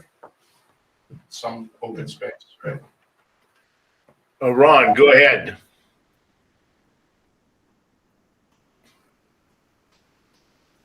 Ron Earhart, you raised your hand. Off mute. I'm sorry, I didn't have off mute, Walter. The dog houses on the roof, could those roofs slant the other direction instead of towards the front of the building, towards the back of the playground, so you wouldn't see the roof that much? Would that be a problem for drainage? There is no problem with drainage, and in the rendering that we're presenting right now, they do slope down towards the street side. So the high side faces the playground. Is that what you're asking? The other way, would it be more appealing or not, curb appeal? If you sloped them the other way, it would have looked stupid, I guess I want to say. You don't see any rooftops, you don't see any vents, you just see an ice screen. Well, we should probably think about that. Say that again, Yeah, Scott. I can do that. Scott, say I would that. say, again, looking at it, I would say rotate them 180 degrees, lose the red fascia, so it doesn't create a halo effect. And I think they would blend in a lot better. I like the red finish. It doesn't But the other reason to turn them is that you could, someday we can put photovoltaics on them, facing south. Every mechanical. It kind of can get defines the line. Okay, I mean, This is Yeah. where Okay, the that, take over. right. all right, This is where the what? The opinions. Yeah, yeah. yeah. Can we also, can we get this whole presentation sent to us? You like that one? Yeah, that would be great. That'd be great. It's So your- Tony, Yes. every single 10 by 10 doghouse Interesting. is going to have an exterior entrance to it. It'll have, yes, some method of getting So in. where is the entrance or how's Cheney going to get to the roof to do this? On the office suite penthouse, we made inside steps to go up and, just like going up in the attic. What are you going to do about the other 10 by 10? Right, you're gonna use that stairwell that's in the administrative wing to get to this penthouse, Mhm. and then exit that penthouse onto the roof and walk across the roof to each one of these mechanical areas. In the wintertime with lots of snow. That's correct. That's what we do now. And Ron, that might be That was the, snow blower on the That's what roof. we do now. Ron, that might be a benefit to having the high part of the roof toward the back of the building. You could have the doors then on the playground side. Yeah, I thought about that after you said that. You're probably right, Terry. I'd say yes. But I think like Jim said, if we take the red off of it, it'll blend in better without the red trim around those. We could. Jim's doing okay. Okay. The other option, quite frankly, is to, we've gotten into discussion with our mechanical consultant about the value of the enclosure at any rate. Rooftop mechanical equipment is made to be outdoors. We have been enclosing it because we understood that to be the desire of the district. At some point, we're not sure it's of value to you because you still have to walk across the roof, you still have to get to it. It's not going to preserve the equipment longer by being inside the dog houses. It's made to be outdoors. So either you want a screen wall that you don't see any equipment, or we want the roof on it, or we look at, can we just put mechanical equipment on the roof? Tony, is there ductwork running between the penthouses, or is that being run inside the building? So the current plan is to use variable air volume air handlers inside the doghouse so that the ductwork is limited to each 2 classrooms to within that penthouse enclosure. There is no ductwork outside. Okay, thank you. And there's no connectivity outside between each of the enclosures. That all happens below the roof level with piping. Good. Okay. Anything else, Tony, for us? Other than I know we're running long, but you should at least look at the design considerations that we talked about in the past about what I just wanted to describe quickly that what you're seeing, if you look at that budget sheet, is called, or the opinion of probable cost. That column is called, it's not called anything, but it's the furthest column to the left, and it's the base building without any of the design considerations. And then the next 2 columns are, if you add those design considerations, they're all adds to the base. The low end of that spectrum is about 900,000, and the high end of that spectrum is about 1.45 million. Those are adds. They are not deductions from the base building. And Walter, I'm going to ask, I guess, because I agree, Tony, that the board has to make a decision on these sooner than later. So do we want to wait a month, or can we wait a month, I guess, Tony, or do we have to have another meeting in between now and next month? So the last time I was here, we said that none of these 4 decisions, with the exception of, well, there's 2, is the geothermal and the moved mechanical duct inside the building.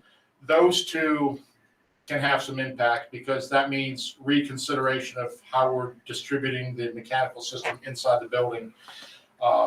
And what happens to the geothermal required equipment. It's going to have to go in that basement somewhere. So we have to figure out the piping for that, which isn't currently here. So a question on that, Tony. If the board decides to go to geothermal, do you still need that air handling on the top of the roof in the penthouses? The short answer is yes. And the reason is that the only thing we're changing is the source of the heating and cooling capacity. That's okay. That's fine. Are there any other questions from the board members? Well, except for the one I just asked, Walter, can we wait a month on these 4 items, or do we need to have a meeting in between? Well, again, I'm not sure what we would provide to you as more input on either one of those. You've seen this information before. Geothermal is, digging up the entire playground, drilling wells, bringing the piping to a manifold inside the building and distributing that piping to each one of these mechanical systems. That's what that means. Moving the mechanical duct inside the envelope may eliminate the dog houses, but it changes a great deal what we're doing in the classrooms. Right. So my question, Tony, is when do you need that decision? Well, quite frankly, the sooner the better. I mean, so I guess, Walter, do we need to have another meeting between now and next month, the next building and grounds meeting? Well, let me ask this question. Terry, before we go there, is there any strong feelings on the board right now as far as moving the ductwork inside? The ductwork is inside. It's inside the little houses. We're building it little houses. for Okay, it. so then why is that as a design consideration then So, that so Tony's talking about? the issue is that the mechanical equipment, the air handling unit that serves each classroom in a previous scheme was built into a closet that doesn't exist now, which told us we needed to make other changes to the classroom. We had to know where the joists were. We had to cut holes in the floor and the roof. Adding that closet, we talked with Tom about how big it needs to be. That's a lot of change to what we're doing right now. Okay, so my question to the board then is this something that can be eliminated from the discussion right off the bat? That's not the right question. Right now, this is what is in the budget. Correct. Okay. And your question is, should we add the geothermal back in? No, I'm not talking sorry. about the geothermal. I'm talking about this ductwork issue. And putting the closets back in the classrooms. I'm going to say no, Walter. I say we leave it the way it is. But it's not so easy to put the closets back in because it's a machine. Right now, we're using, as I understand it, one machine for 2 classrooms. Well, there's 2 machines up there, but they are size that we can just fit them both in a tight area. Okay. Yeah, that's what I mean, Tom. I'm not in favor of changing all this and going back to the classrooms with the closets. But we can still do the geothermal without doing that. Is that correct? Yes. Okay. So the question then Ron, you raised your hand. Go ahead, please. I just wanted to agree with Terry on that. I don't think we should go back to putting closets and that in. We're too far through the process now. I think we just continue the way we were going, what we agreed to. Yeah, I agree. Okay, the feeling of the rest of the board? I agree. I agree with Tom and Terry. Oh, Sue, good evening. Glad you could join us. I've been here, thanks. But I agree with Terry and Ron, yeah. Well, I didn't see your icon show up till just now, so I'm sorry. That's okay. I've been here. I'd have called on you soon. You know me, I'd have called on you sooner. So then I think we can eliminate that from further discussion at this point in time or further consideration for addition to the project. Well, let's go to the geothermal then. So what I would really prefer, Walter, is if there is some record of this meeting that you're instructing us to do that. Okay, so one of the things that we could do there, Tony, is we could certainly have a motion for next Monday night's meeting to put that into a formal position, and I don't think that would slow down any of the work that you're currently doing at this point. If you have to wait a week before that actually No, gets that's fine, passed. just so long as there's some record that we are no longer considering these things. That's all. Okay, and then I think we were down to 4, so now we're down to 3. Other than the geothermal, what were the other ones that are still left on the list? So quite frankly, it's a question of the exterior aesthetic of these windows, whether or not you prefer going back to the previous scheme that had a metal panel delineation with punched windows in each classroom, or you're okay with this sort of more storefront mosaic kind of look. That was one of the decisions. The other is the multi-zone hot water, which quite frankly, I think I would do if I were you. And then the mechanical duct, we're going to eliminate. So down to geothermal now. Okay, no. So before we move on, the windows, is everybody okay with the storefront windows the way it was proposed this evening? Or is there anybody that would object to that? I'm okay with with the scheme. We haven't seen the actual drawings yet, but the way that they're planning on doing it, I think works. Okay, is there anybody that objects to that particular plan? Okay, so then we'll have a motion, that'll be part of the motion then to include the storefront windows as you presented it. Go ahead, Terry. But we don't want it to look like a car dealership or the new bus garage on Rose Street, though, is what we talked about. I'll be sure to put that in the motion so that everybody's clear on that. Is Jiffy Lube okay, Terry? Okay. Okay, so the mechanical ductwork goes away, and we're not even going to consider that, and then approve the storefront window design or concept. Let's do it that way at this point. And then the last part of it was the hot water.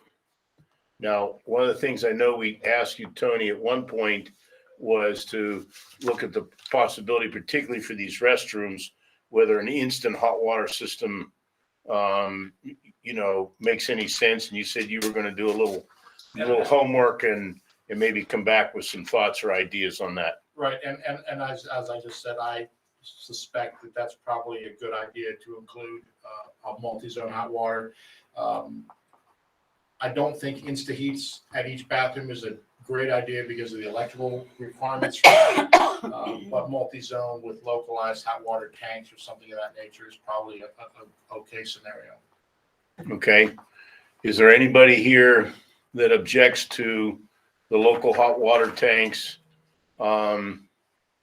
at the individual restrooms? Well, I would like to get a clarification on that. On the proposal, the multi-zone was adding 46,000 to 92,000 to the project.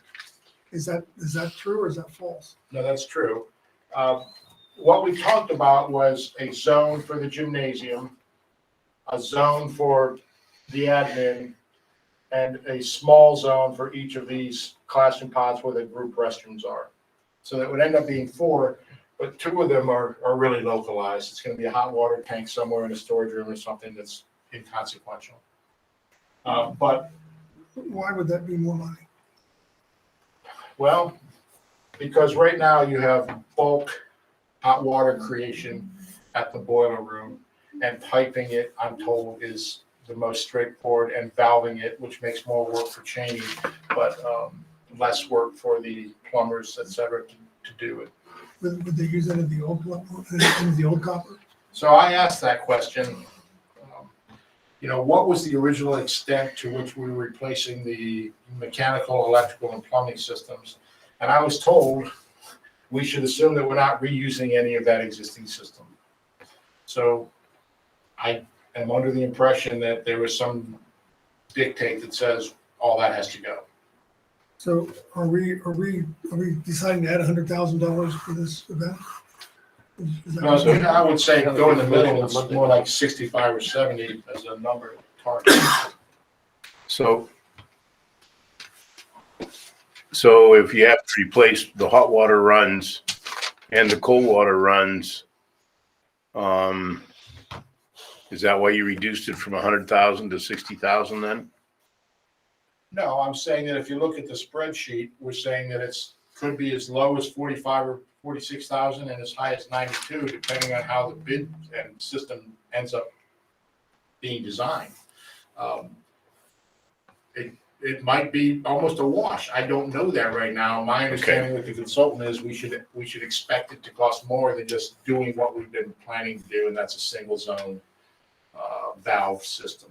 Okay. And the valve system, maybe I didn't describe it fully last time I was here, but if you close a valve to a system or shut one of these zones down, which is the way I understand you tend to operate it, there are code requirements for restarting or reusing them. And maybe Cheney's familiar with what that means, but it's not a simple, oh, we want to put that bathroom back in service. You're going to have to run hundreds of gallons of water through it and test it to make sure there's no Legionnaires in it. Legionnaire disease, bacteria, or whatever it is. So you can't just shut it off and turn it back on willy-nilly. There's a whole process involved in this. And all that valving and all that stuff costs money. Okay, so what we're talking about is adding in addition to the base price, say $70,000 as a random number. Okay, in order to have these 4 or 5 jobs. Okay, I just want to be clear on that. Correct. Okay, so the question to the board now is, are they okay with the multi-zone schematic that Tony has presented here? Or do you want to go with the traditional main line? Walter, Ron had raised his hand a while Oh, ago. I'm sorry, Ron, go ahead. I do have a question to Tony on this. Tony, now that we're moving the kitchen area to the other end of the school, we have to pipe that hot water from the boiler room clean to the other end of the gymnasium. Is that included in this? Is that included in the, The overall price of what we've already did without the zonings? yes, Okay. it's on a loop, and quite frankly, my discussion with the mechanical plumbing guys is that it doesn't really matter where that loop goes, it's still a loop.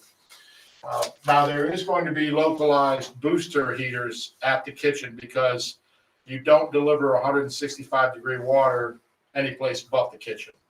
So there will be a localized booster heater pump at the kitchen regardless of where it is. Go ahead, Ron. I think that's what my question. We're talking a lot of copper now to run to the other end of the gym from the boiler room. And Well, you're saying we have to put all new copper and we can't use any of the old copper.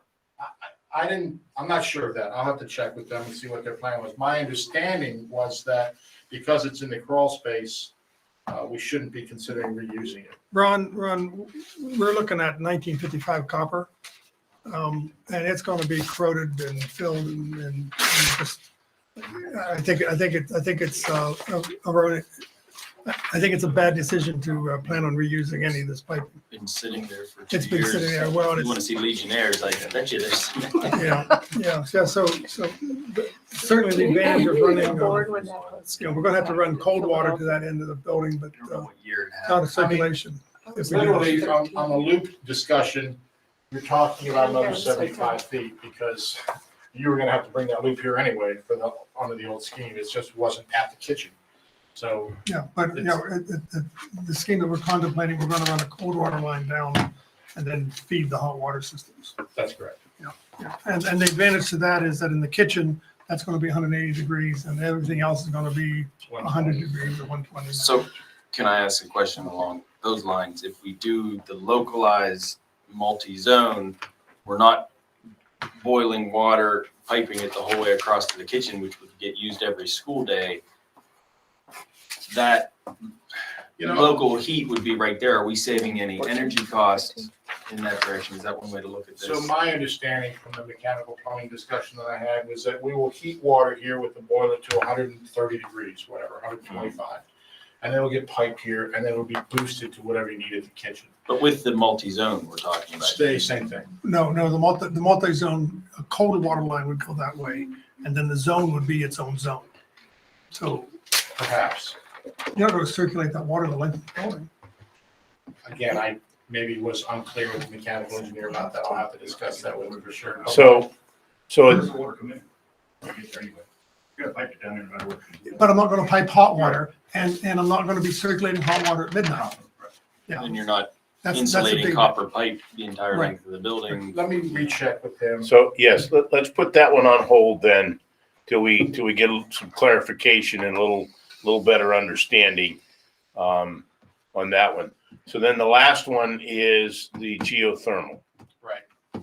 And so the question that I have to ask the board then tonight is there anybody objecting to geothermal? Is there anybody really wanting, Tom, go ahead. Yeah, I want to just make sure that we understand that on this list, you have the geothermal additional cost. The geothermal is only $370 Could be that low. or $617. Right. Okay, and that's a good number. That's a good range at this point. The way that we calculated that number is we looked at the number of wells and the anticipated cost of each well, plus the site work that needed to be done. So we're at about $500,000 with that. We don't know what bid day could mean, So maybe you save 15%, or maybe it's 15% more, Yeah, which is really yeah. what that says. But you have 25% contingency on that too, so. No, the last time we discussed this, I thought you had mentioned that based on our heat capacity and the way we're going to use it, that we were going to freeze some pipes if we went geothermal. I am still telling you that our mechanical engineer does not believe that geothermal is a good use for this particular building type for some of the reasons that we've discussed, and that is in the because of the capacity of the wells, you can't regulate. You can't switch some wells on and off. You can't lower the capacity of the wells. So in cooling mode, if you're not offsetting heat, you need to create heat. So you need to reheat portions of the building to allow the cooling to get rid of it. That's really why geothermal doesn't work so well. Because believe it or not, even in Indiana, Pennsylvania, we still live in cooling mode zone, right? There's more cooling days than there are heating days. And the effect of that means you could freeze coils if it's a cool day in the summer, it's 75 or 80 degrees, you can't temper it back effectively to prevent it from overcooling. So you have to create heat, dump heat into these spaces so that the cooling mode will get rid of it. Terry? Yeah, I guess I'll answer your question, Walter. I'm not in favor of the geothermal for this building. For the reasons that Tony was getting into, the shape of the building, it's not a 12-month use building. And then also, I'm still not completely comfortable that we're going to be able to build this project for $24 million. Okay. Jim, I kind of cut you off there. I'm sorry. Did you?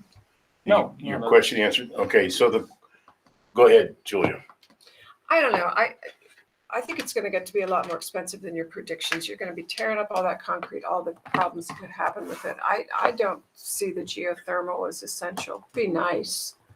But I think it's easier to do if you're going to put it in a brand new building than trying to. So right now, I'm not convinced that it's worth spending the money. So Tony, if we didn't, the way you have it conceptually designed at this point, it's with a standard HVAC system, correct? I don't know what you mean by standard, but the system. Traditional. The system would be, we would be relying on the boilers. It'll be basically a 4-pipe system. Okay. So there will be air heat exchangers on the roof that expel the heat in cooling mode. Okay. We're not putting a chiller plant. We're not putting a cooling tower. Okay. You're talking about small compressors. Yes. So then there'd be no air conditioning in this building at all. Is that correct? No, that's not what I said. No, there would be air conditioning. It'd be identical to the system that was sticking over on these pipe lines. The advantage of a 4-pipe system is that you can have some areas of the building that are requiring heating mode, while some areas are requiring cooling mode, and you can mix those things. If you do a geothermal system, that is extraordinarily difficult to achieve. Okay. I just feel like until the federal government really subsidizes this kind of a thing, the local tax base just can't. You could sacrifice for it if it's that important, and it could be, in the future, we're going to need to do this kind of thing, but I don't see us doing it as a local investment. I see it more as a national program, block grants run from the state or something like that. So I asked our office about grant writers, and I'm told that there is currently no grant out there available for this type of thing for school districts. I believe it. Not yet. They'll have to get. Okay. Tammy, what's your thoughts? I'm going to agree with Terry on this. Okay. Sue? I agree as well that we don't need it right now. And if they're telling us it's not really going to work well in the building, I don't think we should do it. Okay, Cinda? No geothermal. Tom? I think geothermal has been sold down the river.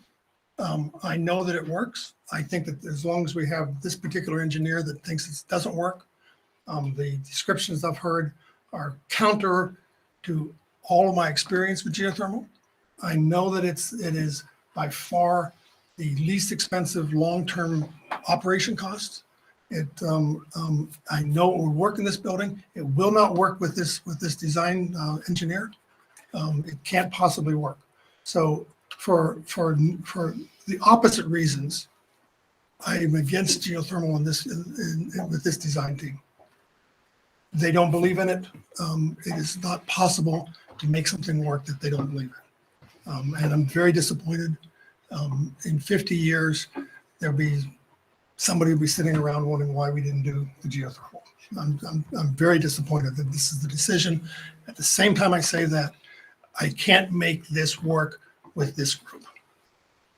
Okay. Ron, did we hear from you on this? No, but I agree with the rest of the board. No geothermal at this time.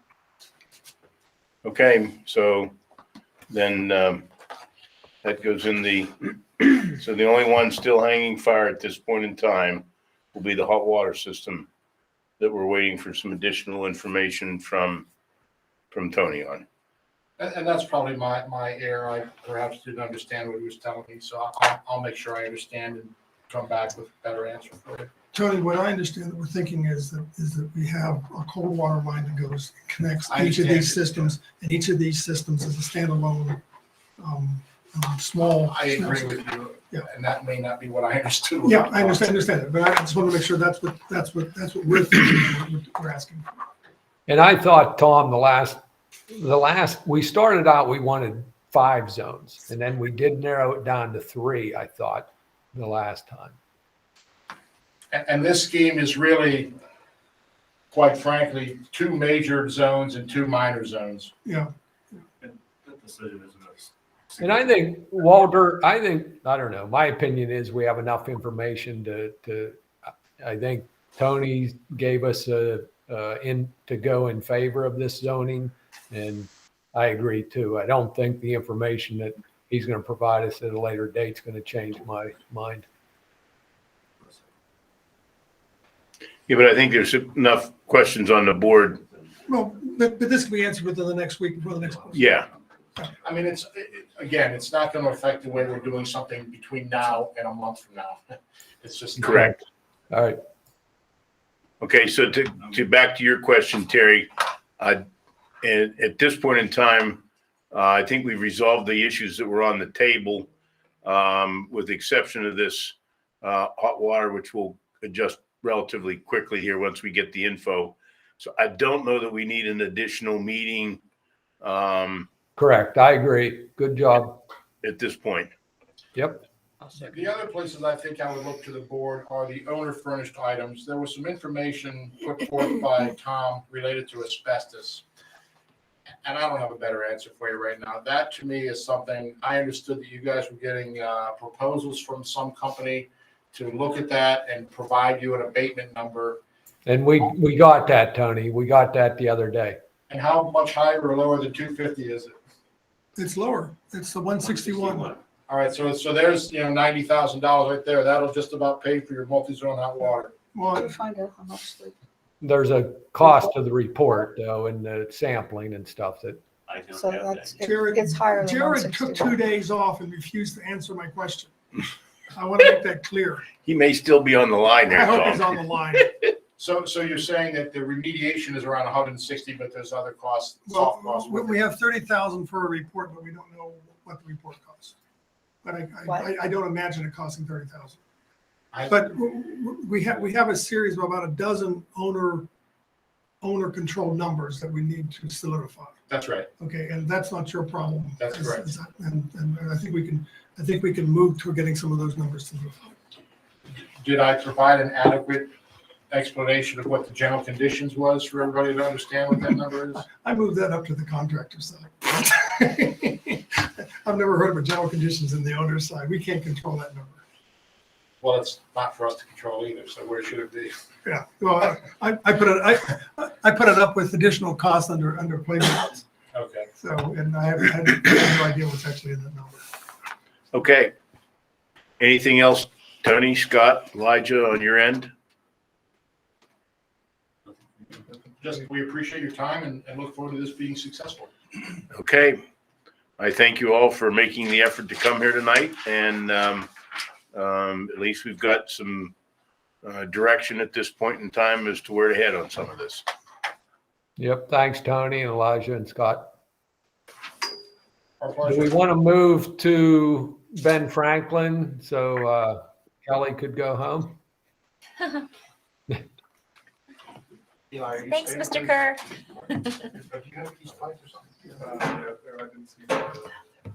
And I don't know if, Jared, were you planning on showing that quick video? You didn't send it out to everybody. I didn't. Yeah, we got it. We got it. It basically shows traffic lined up for Ben Franklin all the way down beyond the bridge. All the way down to the cheat store. Not that far. No, not quite that far. Don't exaggerate. It's bad enough. Yeah, yeah. Fortunately, there's a really big berm there. So what are we gonna do about it? We would have needed a turning lane. Let's That would be cheap turning enough. lane. That would be great if we could find the budget to make that a lane for them. I don't see it. Business park. That would be I'm great. sorry.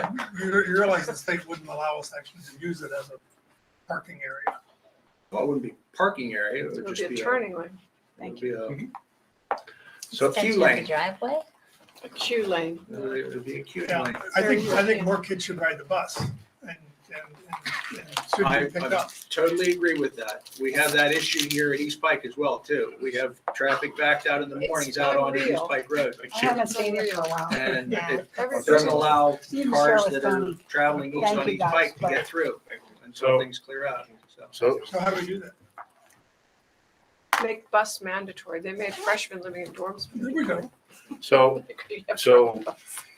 this was, Kindergarten let me get an understanding of how this thing started in the first place.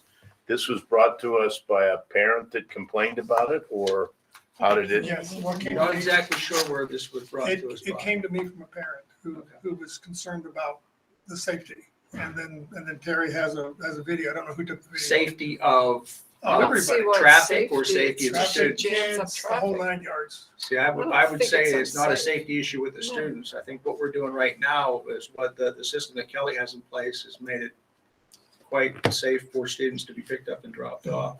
And Mr. Kurtz, just so the community is aware, once you sent me the video, I asked Mr. Travis to go there, meet with Kelly, ascertain the reasoning rationale behind the change, and then observe drop off and pickup. So Mike, you wanted to debrief for the board what you saw at that time? And I have- Because if we I think have this is bad, I clips can't of wait that to see one. what I mean, it's I have something that clips. has to be resolved because I'm hearing about it from several different people. It's an accident waiting to happen. The state police could probably even come over there and start citing people. To Mr. Kerr's point, would you like me to reach out to the borough police, depending on how they vote tomorrow night, to see if they can ascertain, assist us in finding a solution that's You could, amenable? but you allow everybody to come in at the same time, correct? Because that's what it looks like when you're down there and you're held up in a traffic jam by PNC Bank. So around 2:45, the first car typically pulls in and And they wait. dismissals when? 3:35. Oh, well, I An would- hour early. Yes. I would Yes, be sir. like, So enough to of be the that. first in line, Tom. Right. Well, that's just. That's way you don't have to wait. that's I get the horse So- stand 45 minutes early so I can park right up front. That's- Our school day ends at 3:30. and Otherwise, we- you gotta walk away. I'm fat. Stop it. So So we begin dismissing at 3:35 Poor and around 3:15, there's approximately, again, give and take the day, but around 3:15, there's approximately 22 vehicles in the loop. The next few cars after that 22nd car do begin to be in the traffic on Ben Franklin Road. So by 3:30, there's typically 16 vehicles pulled off along the side of the road that are waiting to come into the loop. Once we begin dismissing at 3:35, and that's when children are called down at 3:35, it does take our team about 11 minutes to get children into enough vehicles so that there are no longer cars on Ben Franklin Road. So 11 minutes is a pretty great turnaround. And then by approximately 3:50, all of our students have been that have been car riders have been picked up. Buses have then been loaded by that point in time, and buses are typically pulling out at 3:35. So it's about a 10-minute window before we get all the cars off. So They had a system when I got my COVID vaccinations over at St. Francis University, and it was a big deal. It was like a machine for all that. And you were told, you were told in your notice, your appointments at 3:35. Do not come at 2, because we're not going to let you in. Do not come at 2:15. Don't come at whatever. And you learn pretty quickly after all these that they were serious. Like, you're not coming in if you don't obey the rules. You can go drive around Loretto for the half an hour, but don't come in. Don't come onto our property. And it did work well. And I'll tell you, you walked right through that line, and there must have been, when I went through, ask Jared, we were together, and it was like 10 minutes, and you were inoculated. You sat down, waited, and you left. Where did the buses go? The buses park in the parking lot. They're in the same spot every day. And then teachers are walking the children to their buses. So again, when we were so concerned about safety and making sure, the children were accounted for, that has worked really well. We have not had a child miss a bus. How many buses do you have? 10. 10 buses. And it allows all the buses to load at once by the system that she has in place. So Prior to that, buses were loading into different 2 waves. cycles, I 2 or guess, right? Sometimes Yeah. 3 waves. Right. So- Sometimes 3. So all the buses are loaded in the parking lot, Yes, sir. and the loop you're talking about is that little traffic loop in front of the front door, and that's where the individual students are loaded in the parents' vehicles. Right. So, right, like when the pandemic happened, we knew that there was going to be an issue. So I reached out to Cheney, I think, and maybe Drake, and I reached out to PennDOT and the township. And the township, White Township, came with a measurer, and they suggested that we be dismissing from the front loop, because if we were dismissing from the parking lot, then traffic surely would have been past the stoplights, and that would have been a major concern. So that's based on how many cars you can fit. And you get 22 cars in the loop. Vehicles, cars. Yeah, I trucks, know, whatever. Yeah. but 22 vehicles in the. Approximately between 20. Is there room to do side by side, 2 lanes of 22?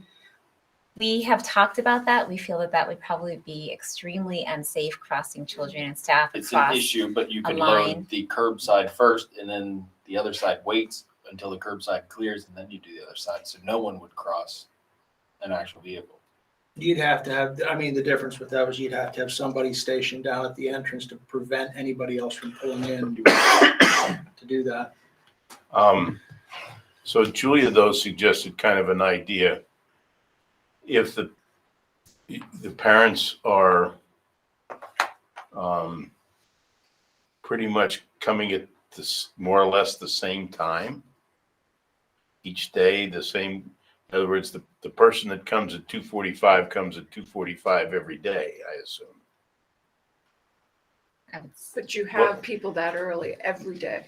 But what I'm getting at is, could you do some sort of an appointment? Like those of you who show up at 3:30, and then the next group of 20 cars or 20 vehicles show up at 3:45, and then if not, you got to circle the block till your time comes. Yeah, we've not really had an opportunity to reach out to our families, because I didn't realize that this was an issue. Nobody It's an has issue. come to me. It is an issue. Right. I understand it happens at East Pike in the morning too. It's so I almost think embarrassing. I'm embarrassed when I go by there, because I've been, for the past 2 weeks, for some reason, I've been down there, and it's like, what is the problem here that we can't, I'm not saying it's your fault. What I'm saying is that this isn't rocket science. It's not like building a bridge. Terry, I think Ron has his hand up. I do. The only thing I wanted to say, and I don't disagree with you, but if you even told them they can't come on the property till 3:30. They're going to line up down the road even further, waiting till 3:30. So they'll be on the highway longer, sitting out there is what they'll do. I agree. It's awfully hard to control a parent. They're going to do what they want to do. No, you can control the I parent think you by, can. well, I think you'll have them sitting along the road. They'll be cleaning up the sheets waiting to get down the property is what will Well, that happen. would be, I would think the state police would chase them off. I mean, our only other it's not a real good school choice is that we build a road we build a road Landing strip. to queue up. And now we have So to, we accommodate people that are being selfish about picking up their kids. So they want to arrive, so so you ride early, maybe your work schedule or whatever the problem is. But if they're not dismissed until 3:30, it's like Southwest Air. So I think everybody you might jams be in to get in line. oversimplifying the problem there a little bit, Julia. It does. So let's eliminate the first 15 minutes of arrivals. They're still all going to arrive right at pickup. No, but you I'm have saying- X number of parents to pick up X number of kids that all get dismissed at the exact same time. So the So- appointment idea doesn't make sense to me because they're all getting out at the same time But could you stagger it? Stagger dismissal? in a 10-minute window. So It's- you're it's- going it's to half tell hour. half the parents to show up at one time and half the parents to show up 10 minutes later. That's not a very Well, good you window. move it It along seems there. like You we're don't have, dealing with about it's 50 fair to cars. the Is traffic. that about right? About 50 cars? 60. 60. I know, it's unreal. It's a lot of. Yeah, that's 1,200, that's Yeah. 1,200 feet. So I understand from Mike, the genius that he is, he has a meeting set up at Ben Franklin with Chuck Shaw tomorrow morning. And Chief Shaw, I'm sorry. I'll tell you, call him Chuck, though, sir. Okay, yes. So, well, I had a very good friend, but anyway, perhaps maybe we should allow Mike and the chief to take a look at this and see if they can come up with some ideas on how to do this. Particularly since hopefully tomorrow the Borough Council will approve our this agreement and we're kind of off to the races. Let's look at this two ways. There's physical accommodation and figuring that out. There's also, can we do something administratively, both at both elementaries? 'Cause, and you're right. I've come down. Well, it's East a Park. horseman problem too, because they park on the side of the road going south on, what is that, Fifth? Yeah. Wait till And we're- they always, the I think borough, you'll find the borough chases them off all the time. this But problem is We can not see where just it- in our district, it's in I understand any district anywhere. There's a lot more parents providing buses. Right, because I I can't didn't possibly see let my how kids many be buses. I did. responsible enough on their own. But The I price mean, of gas. I've gone on East Nobody Pike cares. where they've been backed out down past the Tulick Drive, which is just amazing because there's a tremendous amount of lead space going into that school. So I don't think it's probably, it needs to be attacked both ways. I don't know what the chief can offer, but Mike, you mind, we can have that No, conversation that's tomorrow. fine. We are for The meeting with issue the isn't staff. so bad in the morning at or at Ben Franklin, I believe, as it is in the It's in the afternoon. It's afternoon. more of an afternoon issue at Ben Franklin, but. I mean, it's really not. I think fair Terry to raised his hand there. Yeah. If we never had an accident before, why don't we just go back to the way it was? And- That's something we can definitely look at. And How was it? Meaning, How and was you it? can- What, Meaning the meaning buses the way, were in meaning the- what, Terry? well, meaning that I thought the buses pulled up into the front in 2 or 3 stages. that was because we had to share buses with the other schools. Yeah, I mean, if you remember, we had upwards of 20 buses going into that building there because they were shared buses between both Eisenhower and Ben Franklin. So there were 2 waves of buses. Two, And sometimes 3 Yeah, waves. but now you only have 10, so it'd be easier in my head than to. It would fit still them. be, it would still be 2 waves because I think the front loop can It's not gonna- comfortably hold about 7 buses, load 7 buses at a time. So it would have to be in 2 waves.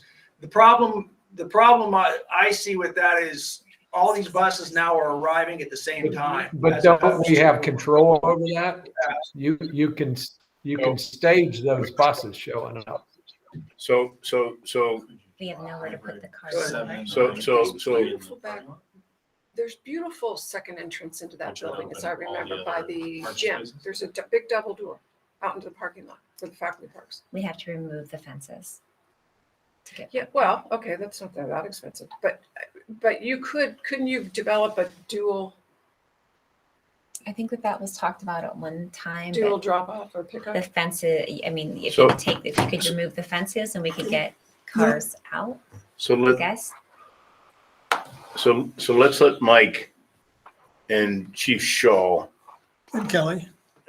And Mike. and absolutely And Mike. kind of kick this around, and see if they can come up with some. Well, we have a meeting in a week. They could bring it to the. Sorry. Thanks, Tom. Whatever you choose, it's going to be unpleasant.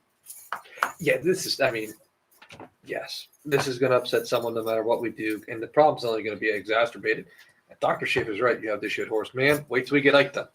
Yeah. Right. If you think it's bad now, wait till you get Ike done. So this is not going to go away, but let us work on it, see what Chief can advise.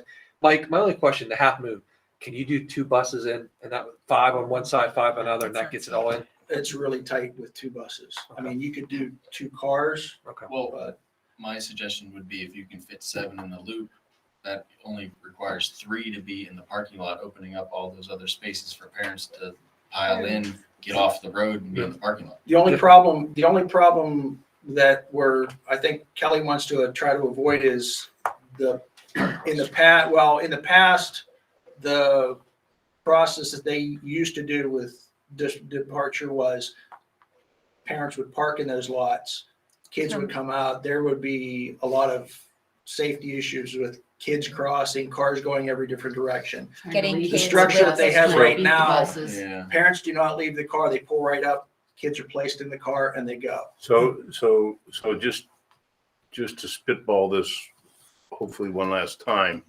So what happens if administratively we load the buses first before the pickups are dismissed?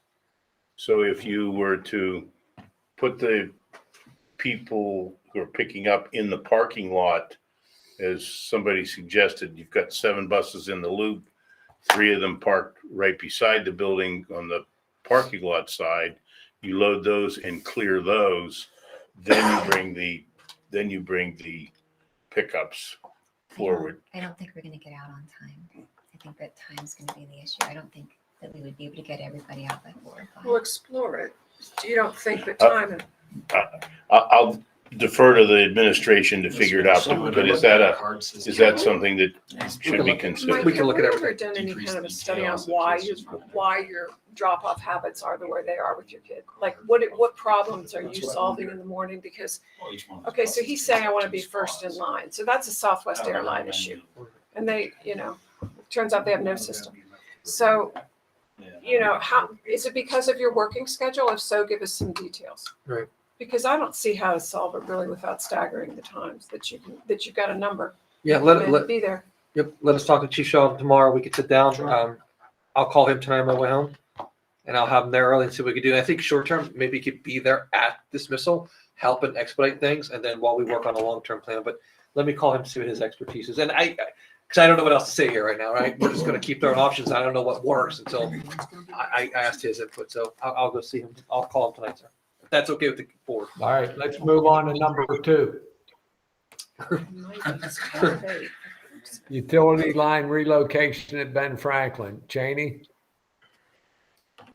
Well, we now have prices for both the Pedelec side and the work that we would be required to have done on our side.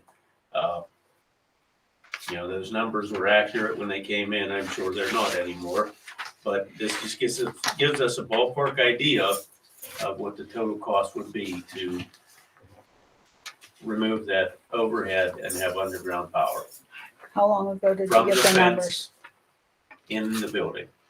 How old are the numbers? Couple weeks. Okay.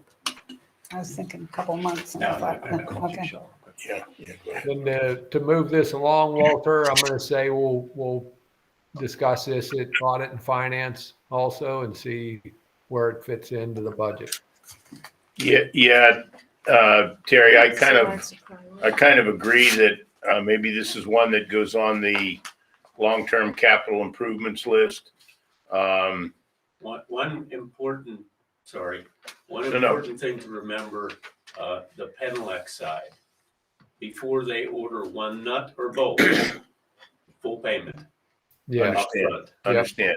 That's just. how it Okay, is. everybody good with number 2? We'll go on to number 3. Yes. Okay. Please. Yes. Cheney, you good here with the East Pike exterior door? Yeah, that was just, the doors that we had originally looked at in conjunction with the project, which changed the scope of how we could do that in code and whatnot. For looking at doing them ourselves, this was a cost for each one of the 4 exit doors, both ends, the center rear, and then the one that comes out here, the short hallway by the electrical/boiler room, to change just the outside to make the code providing sized doors and the rest of that storefront. That's a whole storefront change, just the outside. So provided the cost for all of those. What is it? It just says estimates received. I guess he didn't attach those in. I'm sorry. Well, they may have been attached on the agenda, but on the printout Good there. thing I brought mine with me. No, they're not attached. I didn't attach them on the agenda because I don't like to attach private people's quotes to the. And this is a CoStar's provider.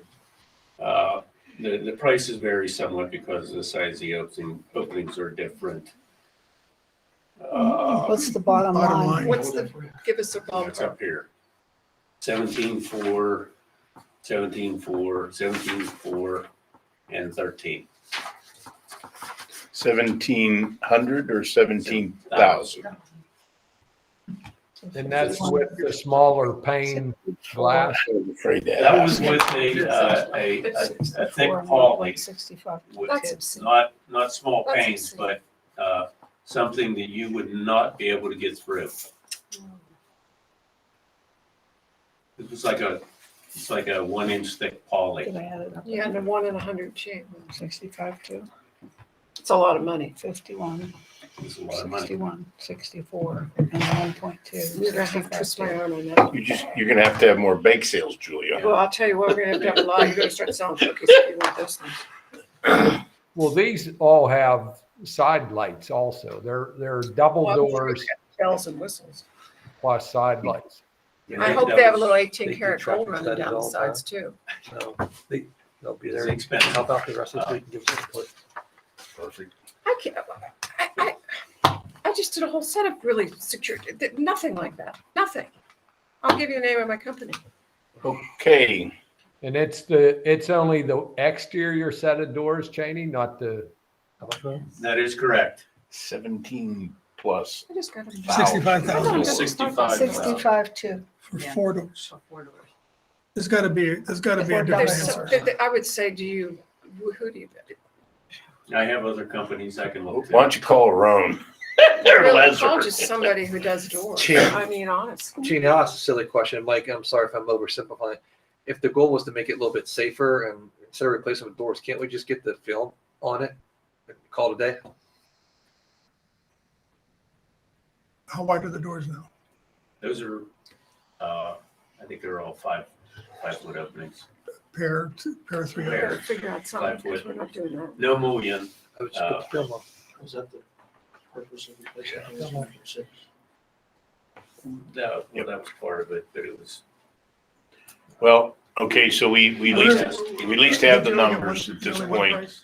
Terry, my suggestion, given the hour and we have this executive session, you've at least got this step on the doors. Why don't we save further discussion for your next buildings and grounds? Yeah, and bring some pictures next time. I think they're inefficient doors. as far as the panes of glass and then also just the seals and the gaps. Better and better. And then we can have the estimate sent to us in the meantime too. Okay, For the board members online, I will, once Mr. Kerr concludes this meeting, you have the invite for the new one. Just give me a minute to log in and get it set up. Over and out.